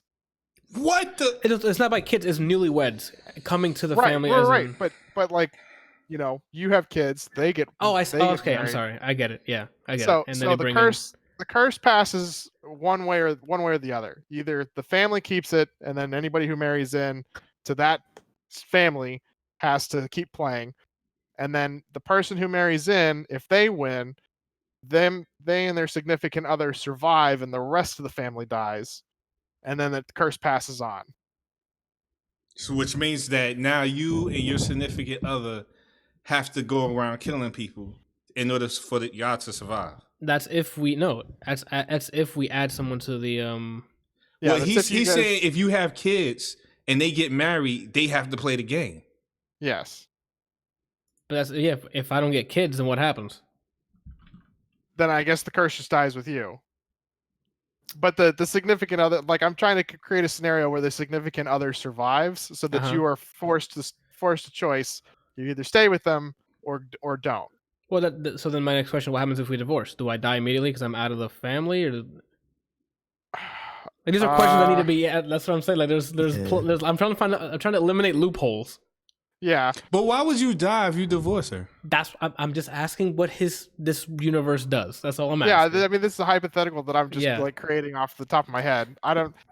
The part that I'm worried about is not so much if I divorce and I die, is if I divorce and I don't have the last name anymore. Do I still have the curse because I was at one point a part of that family? And that's that too. So, and since you're Alright, the dude, so- does the name transfer because of the last name? So like, your last name is something else. So I guess if you divorce, she'll be safe and you're not. Well, which would you Wait, rather say that answer? again? Because if when you're married, like if she marries me, I'm taking the last name, so it wouldn't work. Oh, If she it's marries by- you, she takes your last name, which Yeah, so- means that either So the technically- curse so dies technically with the you're last, safe then. Unless it doesn't have to do with name, it has to do with the bond of marriage. It could be. I don't know. Because this movie works, so she's marrying into that last name because she's a female. Yeah. But if it's flipped, I'm not sure how that works. Maybe the pact works isn't like until death do us part. So if you guys part, Well, didn't you say that the first No, dude you're that right. Yeah, died you're right. It was a husband. So yeah, as long as you're marrying into the family. Never mind. They clear that plot hole up in the beginning. Never mind. All right. So let's just say that there's no like consequences for you. Wow, that sucks, man. Even if she takes your name, you're still screwed. So under the hypothetical, the curse transfers down to you, Uh-huh. and you And can I just either can't choose. and I just can't divorce her. Like we're stuck together is what you're asking. No. I like we could do another one, but my hypothetical is you can either choose to divorce because you don't want this to go on anymore, or we can do it where even if you guys get divorced, now the curse splits, and because you guys were technically married, it follows both of you, and so whenever you marry again, kind of go through the same thing. And It just continues down. we know that this would happen. Like we know, if we split, Yes. now it's split. Yeah. Yeah, I'll stay Let's with go with that one because then Yeah. at least you have like a real choice. You That's either a stick with them. lose-lose situation, though, man. it. That's the point of this question, Randall. You What- pick the lesser of the evils that you believe is lesser evils. Yeah, I just stick with her then. We'll end up if we have kids, sweet. If not, we just die with the ritual and it doesn't spread. I Are would you- stay because if I have to play the game, if I have my spouse still instead of myself, I have a bigger army to help me win. Well, you would have kids. Like he's saying, the way it'll work is if your kids marry in, so you'll have your kids for your army. Yeah, but if I divorce and find somebody else, Uh-huh. I would have less on my side. Okay. Remember, everybody gets gone besides your significant other. Well, no, because the significant other would. I don't really know how it would work as like the first one, but you would still have the same number. So if like if you and your wife had 2 kids, there would be 4 of you against the one person that's marrying in. And if you divorced, that if you didn't talk to that other spouse, you'd still have, and you married somebody else and had 2 kids, you'd still have 4 of you. Well, no. So this is what I'm saying. I stay with her, and then we have kids. Kid gets married. It's me and my wife, and if the kid has siblings versus the person marrying in, right? Yeah. If I divorce and we split, I'm the only one bound to the curse still. So I get a newlywed. Now it's me against the newlywed. Because that person getting married into the family. But he Yeah, said it I'm- splits. So I mean, she still has it too. Wait, hold up. I mean, he If- has a if it- point. Like there's a if it's plot hole just- here. If it's just him, if it's just Bryant, and he gets married, And his wife has to play the game? I would imagine so. That- and then that's- if it that's gets the hide and logic. seek, then it's just 1v1. You know, but Wow. then like in that scenario, the curse either lives or it dies. Like, I mean, I guess it always lives, but then there's no real way to like actually continue it on the way that they have it, because it's every time that person marries, they have to play the game, and so then it. Well, just, there's a chance that they might not get hide and seek, so they might stay alive. Which is, I'm Did they assuming, actually how that explain family that? got so big. Yeah, because there's other games that it's not hide and seek, and they don't. It's just regular board games. and they explain that where they don't Yeah. have to like kill people. Mm-hmm. Because there's Oh, other okay. family members in there. Damn, you Gotcha. imagine dying to Monopoly? You have to sit through Monopoly and then get killed. Nah, I'm good. Yeah, just end me. So Like I would said, you I- stay I- or would you go, Randall? I already told you, man, I'm good. You just leave her. Especially You're like, already married. You're already married. Like, I don't give a flying potato chip. Yo, after what I just went through, nah, I'm good. I cannot look at her the same, knowing that she knew this information and still allowed me to come here. so what doggy's would you for. get married again? Would I get married again? Yeah. You mean to a different person? Yeah, because at this point, it's possible to happen, bro. Like that next person could be a different curse. You probably instead of I'm not hide gonna and lie to seek- you, man. Like I'll probably be traumatized. I'll probably be scared to date anybody. I mean, like after going through something like that, She goes through some stuff, so like this isn't an easy hide and seek game. that's on some. I'm taking some me time for like 30 years. Jeez. You just had a whole family trying to kill you, man. What the heck? So to sum up, Ready or Not, yeah, I recommend the first like the majority of it. It has a good premise. It's as you can see, it's thought provoking because we just had hypotheticals thrown at us. That junk just keeps bothering me, man. And when that picture of her, she looks so happy, and she has no idea. There's Who's another picture in playing- the trailer that she looks very happy too. Who's playing her? I thought it was Margaret Robbie. I think it's Sigourney Weaver's daughter. I thought it was Beaver? Margaret Robbie too when I first saw it. Give me a sec. I think it is, but I'm not entirely sure. Didn't you watch it? It is Samara Weaving. Samara Weaving. Now okay. That was Weaver. Sorry. Misinformation. All right. So you remember when you said that she pulled the card out and she was like smiling or whatever, and then it immediately cuts to the family, Uh-huh. and you said they had the look on their face like oh my god. Yeah. Did she not pick up on that? I mean, she was like, okay, it's hide and seek, and she was like, okay, why is it like? She looked around like, all right, and everyone was just like, all right, we're doing this, and then the husband was like, I mean, man, just watch it. I already gave enough on here, like, Here you go. Next time I'm over there, Randall, we can watch it, I guess. it's worth watching. Like, Yeah, that it's, sounds like a gameplay. I was about to say I don't want to watch that by myself. it's not, it's worth watching. That's all I can say. Like, it's worth watching. I don't want to spoil it. I had a great time watching that journey, that hour, like what's happening. What did your girl think? I don't think she liked it as much as I did. Like I think she liked parts of it, but she liked some. I think she got bored of it. I don't know what it is. That's what I'm saying. If you want a second opinion, I don't know if it was this or Missing Link that she got bored. I don't remember which one it was. But I thought she didn't like the Ready or Not one.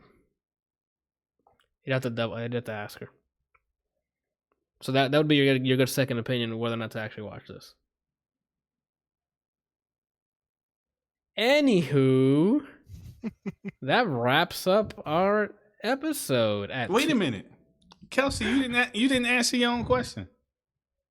If I would stay with her, if I would that's split true. up, That's true. Yeah, he didn't. Go ahead, man. My bad. I'd stay with her. There you go. See, What? if the ritual goes on, it's better just to stick it out. And then if you have kids, deal with it. If not, How could you trust her? it's not about trust, Randall. It's if the ritual ends up real, you gotta like keep going unless you want to die. I mean, you don't really have much of a choice. Like the ritual passes on one way or the other. Either it starts a new family chain, and then like everybody in your family now, it's either it starts with just you and her, or it's like your whole like if Anthony got married, and this shit went down, he survived, and then it brought in Bryant and Ignacio and whoever else and into this, then Like it's your choices: stick with it or endanger someone you care about afterward. You're becoming her. She brought you in for this, and now you're saying leave and then do the same thing she did to you. The game plan is you stay with her every year, another kid. Because that way, when someone marries in, you have like the Bronx. You know what I mean? The Bronx. Just Meet an the entire Duggars. block. Yeah, meet the Ready. Duggars verse. Whoever comes in. ready to cover ground. Oh man.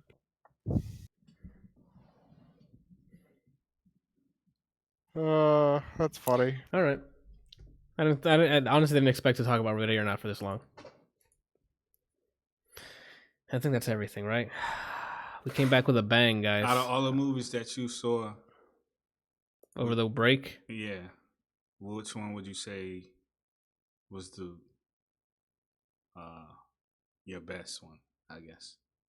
Like the one I'd recommend. If I had to tell everyone watching or listening to watch either Star Wars: The Rise of Skywalker, Uncut Gems, Good Boys, Ready or Not, or Missing Link, it's between Good Boys and Ready or Not. Good Boys for comedy, obviously. If I had to pick one, Ready or Not. There you go. I don't know. There's something about them. I'm like, okay.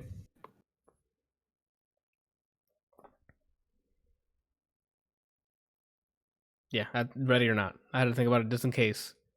Because maybe that Rise of Skywalker was really good. Fuck out of here. It was Ready or Not. For movies. Yeah. Because... Yeah, I specifically said movies because I already know Mr. Robot. Yeah. Watch Mr. Robot. You watch No Game No Life yet? Yeah, remember?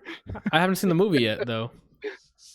I was about to say, didn't we have an episode we talked about it? I didn't watch it. Games released this week. I didn't even put down what's on here for this week. Nothing. Doesn't look like there's anything for games. How about movies? 1917 comes out Friday. So I thought it was already out. In select theaters in December. They wanted to get it in so they can get like Oscar nominations. Don't shoot me. Tommen? What? Yeah, it's one with Tommen in it. Yeah. Oh. I've been looking forward for this fucking movie, There's dude. 2 movies that I want to see on that list, and one of them I know I'm going to get ridiculed for, but I don't care. Like a Boss? What the heck is that? Okay, so it's not that one. What is it? What's Like a Boss? I don't know. It looks like talking to the mic. Why does he sound weird? Oh, my bad. He's not talking to the mic. Okay. No, not that one. Underwater. Yeah, Underwater. I want to see that, and I want to see Just Mercy. Oh no, the Underwater. That was a good trailer. Like I'm interested in watching that, but I don't know if it's gonna be a theater movie though. It piqued my interest. Yeah, like I thought that was a clever trailer. I don't know anything else on here. I don't know what any of this is. But yeah, I don't know what any of this is. Minus that. Yeah, but 1917. I've been when I saw that trailer, I'm like, let's go. And then I heard it was shot like as if it was one continuous shot, like Birdman style. I'm all about it. All about it. Shit, dude. I'm already excited. It's on fucking... How isn't that movie Kristen Stewart long? the main character for Underwater? Yeah. She's one of them. Yeah, she's one of the main characters. Is this like a deep sea dive that went wrong? Yeah, like they're doing some sort of expedition and it gets flooded and they get trapped underwater. And then they find out there's something else down there. It's like a thriller, maybe horror movie, but... You know those space movies where like they're in space, something goes wrong, alien? Yeah. It seems like the Kraken version or something. Yeah, it looks it looks like the water version of that. What's the one with is it Ryan Reynolds and yeah, Life? Life. I don't remember caring. We saw that one. I don't remember like. I like watching Jake Gyllenhaal act, and he was in it, so I liked it. There's been a couple. There were a couple that came out like relatively at the same time that were about them being in space and then not being alone. Yeah, and now this is the underwater one. Yeah, of that. So unless they do something clever or like different. Yeah, I know exactly what they're gonna do. It's actually Aquaman. Yo, Andrew Ryan. Okay, we're moving on. What are they gonna do, Brian? He said it's Andrew Ryan. It's a BioShock reference. Oh, okay. For music, we have Georgia, Kesha, and Selena Gomez dropping albums this week. That's about it, peeps. That's about it. We have no fan mail. Episode 76, we came back with a 3-hour whopper.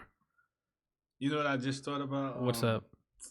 That was really funny was in Witcher. I saw it again.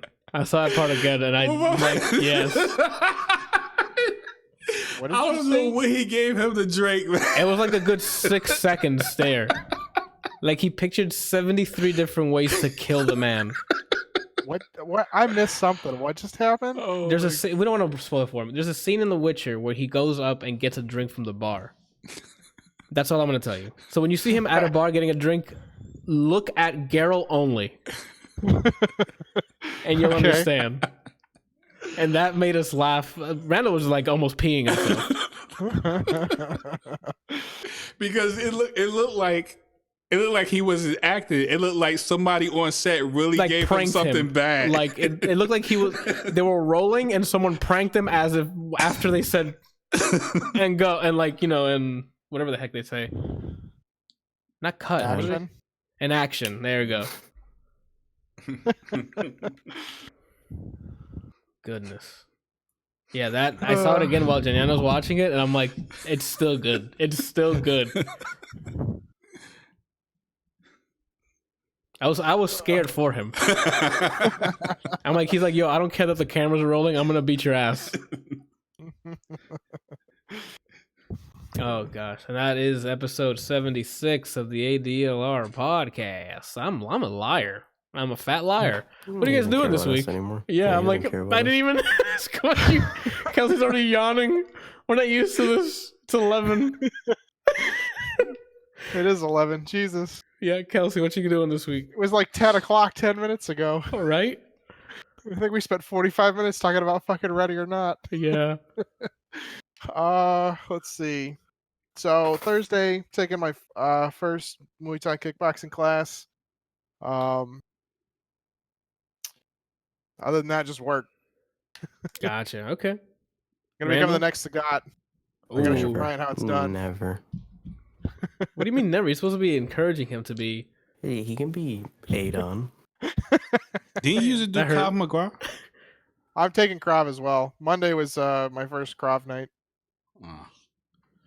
So the goal is to go 4 nights a week. Monday they have Krav and some kickboxing, but I don't know if it's necessarily like Muay Thai kickboxing. But I'll probably end up doing both of those at some point, and then do Monday, Tuesday, Thursday, and Friday, and then I'll start lifting again soon. Attaboy. It's just Gotta get in shape. Okay. Attaboy. Can't be round anymore. Trying to go from Buddha to I don't know, Goro. Gandhi. You trying to go from regular boo to super boo? Sure. That's a valid reference. Why would Brian looking like that? I don't know. You just pissed me off somehow. I think it's because you said Boo, and like, all right, who beats Boo? Oh, Goku did. Oh, GT's after Boo Saga, and then it took me down a wrong bad path. Okay. What are you doing then, Brian? Since we're talking to you? I'm not streaming tomorrow. Thursday, I'm probably streaming. What I'm streaming? Nah, We I don't That's know. not- This stuff's yeah, you can find out with me. Isn't the baby shower this weekend? Yep, sure is. Are we leaving Friday or guys are going? Saturday? We're leaving Saturday morning. Okay, so Friday I'll probably stream. What I'm streaming though? No, I don't know. If I'm not streaming on those days for whatever reason, AGDQ's going on. So if you want to watch somebody that's worth watching and you can donate to, go watch the Games Done Quick stream. On Twitch. On Twitch. They've been going on for a couple weeks now, haven't they? It started Sunday, ends this Sunday. It's usually a week long. Gotcha. Is it far? I looked at the invitation, but What are you talking about? the baby shower. You're talking about Yvette's thing? Yeah. That's next week. Oh, you talking about something else? Then. Yeah. Who else is having a baby shower? Robert. I don't think you've ever met this person. Oh, okay, yeah, he did. No, he did. We did? At Robert Sarai's was over baby there once. shower. What? You met Robert. At The- Sarai's baby shower. Is that the one with the wife who's talking about shooting people? Yeah. Okay. Well, That's they're pregnant? yeah. Oh my God, you don't even know. I didn't know. Okay, That's well, shit. pregnant. It was actually it's supposed to be public, Brian. She posted it on Instagram, you thought. Oh, okay. I don't know. He's not woke. That's his problem. He's deaf and he's not woke. But yeah, So, yeah, Thursday and Friday, what I'm streaming, I don't know. So yeah, we're going to his his baby shower. Yvette's thing is a gender reveal. Yeah, okay. It's not a shower. Are you going to that? Yeah. Oh, man. Are you going to that? That's why I asked you how far is it, because I don't want to drive. It's in West Palm, Randall. 4 hours away. Is that further than where Ignacio lives? Yes. It's further? Yes. It's like double the away. time. God. Huh? What'd you say? It's like double the time. Oh my God. No, 4 hours away. It's not double the time, Brian. It's about an hour and a half from here to Port St. Lucie, rough estimate. I thought he said it was like an hour and 15. That's Ignacio. We didn't ask Ignacio. I said a rough estimate. Oh, okay. Apparently, it's only 2.5 hours from Orlando to West Palm. It's a rough estimate. 2.5 double. hours. Bro, 2.5 I don't want to hear hours. shit. I used Yeah. to drive 6 hours to you guys' damn place. Yeah, that's true. You really can't say a goddamn word right now. Mm. except what are you doing this week? That's all you can. Because he got you there. Hard He said facts. Capricorn. I used to drive 10 hours to go see Liza. 14 at one point. Well then, yeah, Randall, you can sit there with your I ain't just give up. No, man. Randall. What the hell are you doing this week? Oh, my bad. I didn't know you asked. This man just posted up. So, dude. I didn't hear you ask me. He asked. It's okay. It's okay. He only asked you 3 times in the last 35 seconds. No, he didn't. He did. He goes. So what are you doing this? You don't have anything to say except what are you doing this week? Randall, what are you doing this week? Randall, what are you doing this week? Like that's literally what the conversation was. Just work on Work on what? Work on what? well, I mean work as an actual work. Oh, like okay. Ooh. What am I gonna work on? I'm gonna do some art or something. I have this new goal now that I want to create like a piece of art, one piece of art, at least every month. Okay. So I gotta try to figure out what I can pump out before January ends. My guy, I did- you're a weekend already. did You got that. 3 left Yeah. I did that for music. 2 years ago. I liked it, but then after a while, it kind of felt like I was just throwing stuff out to throw stuff out. But I mean, it's ended up- like my bad. Go ahead. No, but it ended up getting me to finish things. So at least I can say that.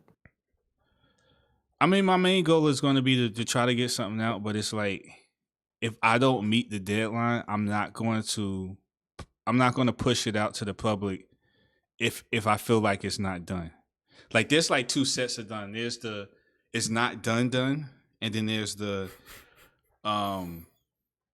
it's done, but you know how you have that I can always go back and fix this. I can tweak this. I can if I'm at that Randall. point, huh? That's everything. Yeah, but there's a level where it's like, look, this is good enough. Just move on.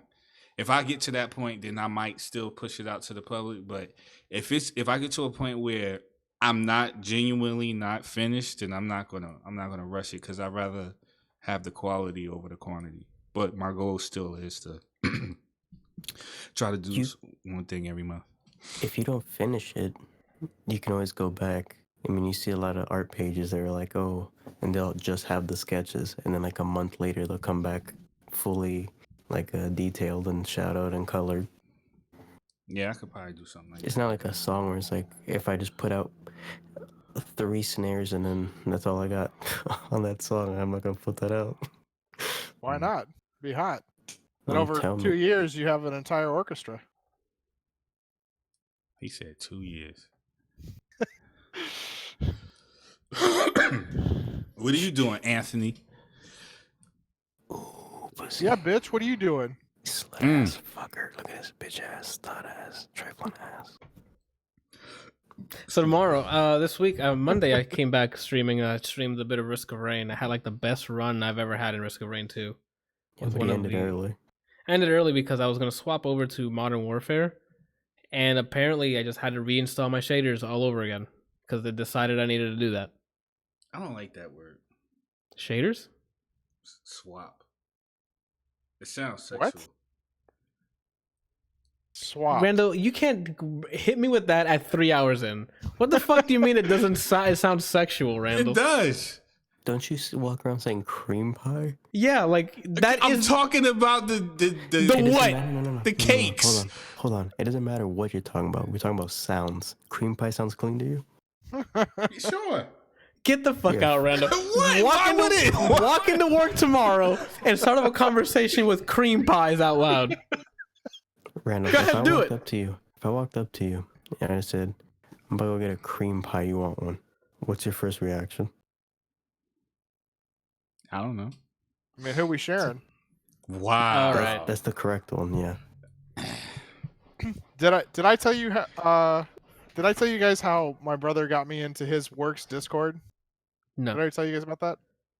I know. How do you Okay. do that? So Adam convinced they were using like G-Chat or some bullshit that was just terrible, and he was like, "Bro, G chat?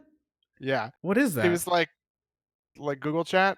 Oh, okay, got it. I don't know. But- Reference as G chat. My fault. So he was like, "Bro, please, can we use this?" And they were like, "What?" I was like, "Just trust me on this. It'll make your lives 1,000 times better." And Yeah. I was like, "Okay." So they tried it out. They were like, "This is amazing." So he got them to switch over to Discord. Well, then, what was it? The last month, 2 months ago, he was like, "Hey, I'm having trouble creating like just a developer's channel, so that only the devs can see and chat in and whatever." And I was like, "Okay." And so I was like, "Add me to the channel, Discord. and then we'll see what we can do." And so he adds me, and I go through one of the Discords that I own, and I'm like, "Okay, so click this, then this is all you should have to do." And what he was doing was, instead of giving them like a developer role and only allowing developers to see and write in there, he was like individually adding them. Oh, And so per user. Yeah. And so he added me to the channel, and I'm just sitting in there, and somebody saw that I was in there after he brought in the other person, and they were like, "Who the fuck is Weird TV?" And I was like, "I'm Bill from accounting." And then just fucking dipped, just exited the Discord. The Discord. So it just shows like, whoop, you went offline. No, I just left the server. I was just I'm not gonna be here. I don't want to be here. And he was like, he messaged me. He was like, "Holy fuck, dude!" I was like, "What's going on?" I said, "They want to know who the fuck Bill from accounting is, because we don't have an accounting department." And they're like standing at me like, "Who the fuck is Bill from accounting?"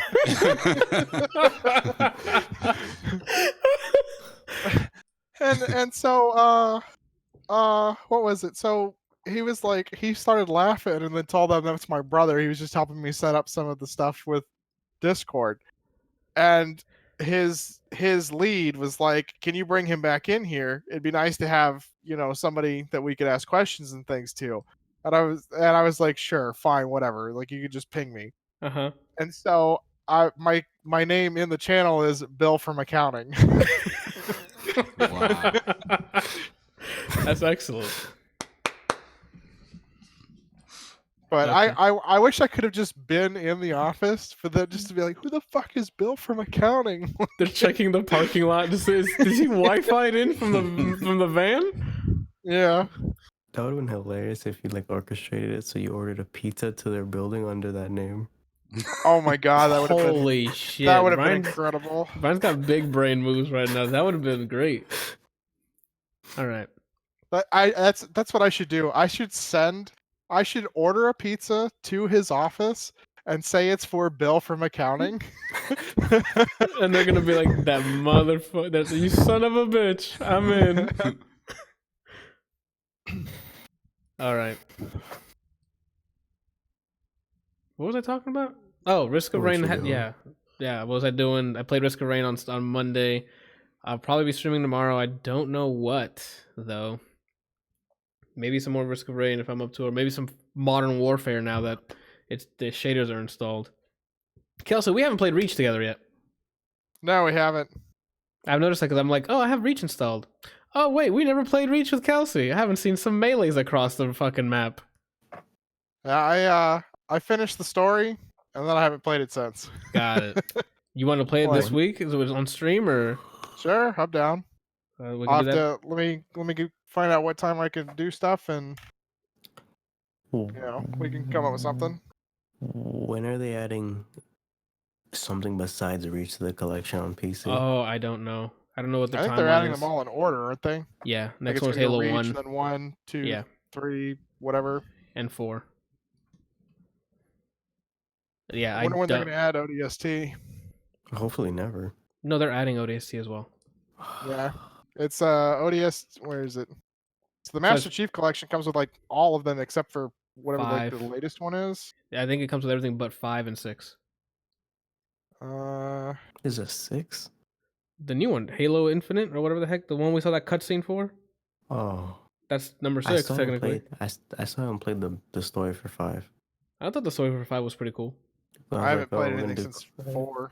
We said we were gonna do a co-op one time, and you beat it.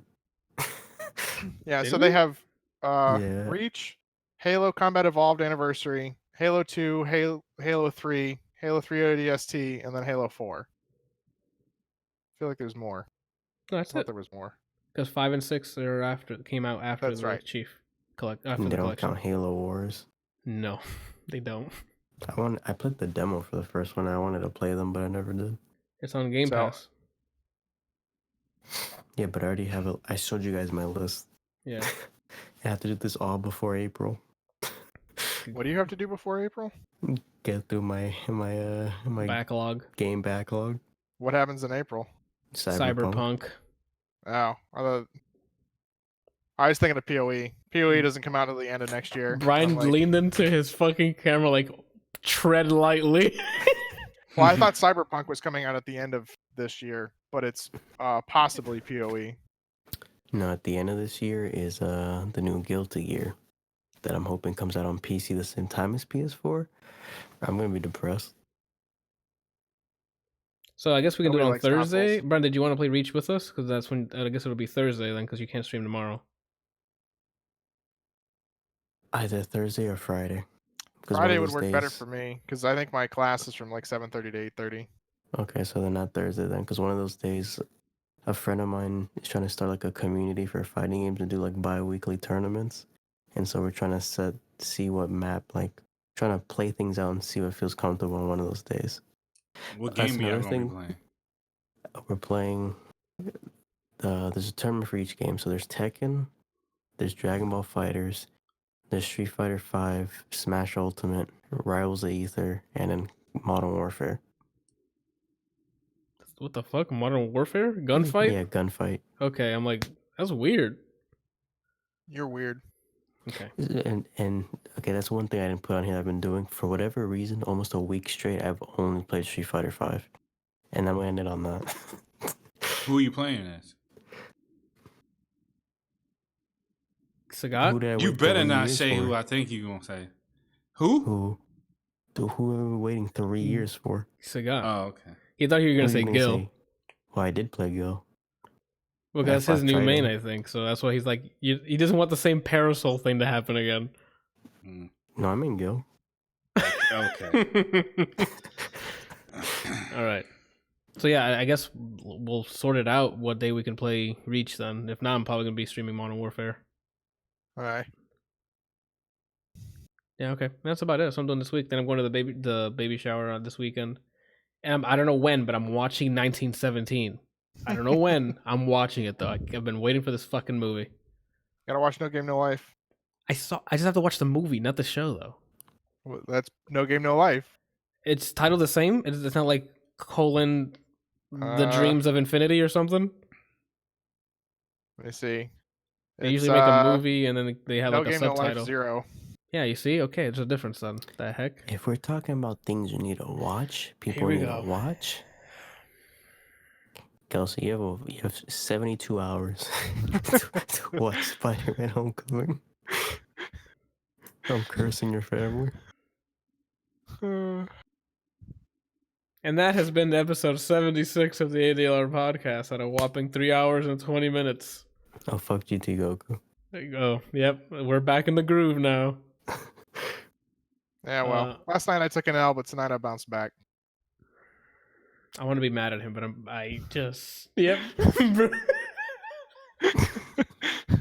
You know what? That's probably the most recent line I've ever heard you say. So that's not true, actually, because you've done more recent ones. Well, yeah, I mean, I wake up every morning, but by the night I'm counting stacks.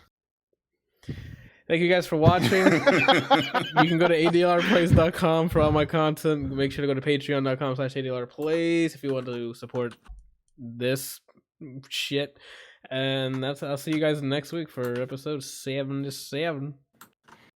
Anthony, I need you to sit down. Be humble. I'll see you guys next week. Thank you. And I'm sorry.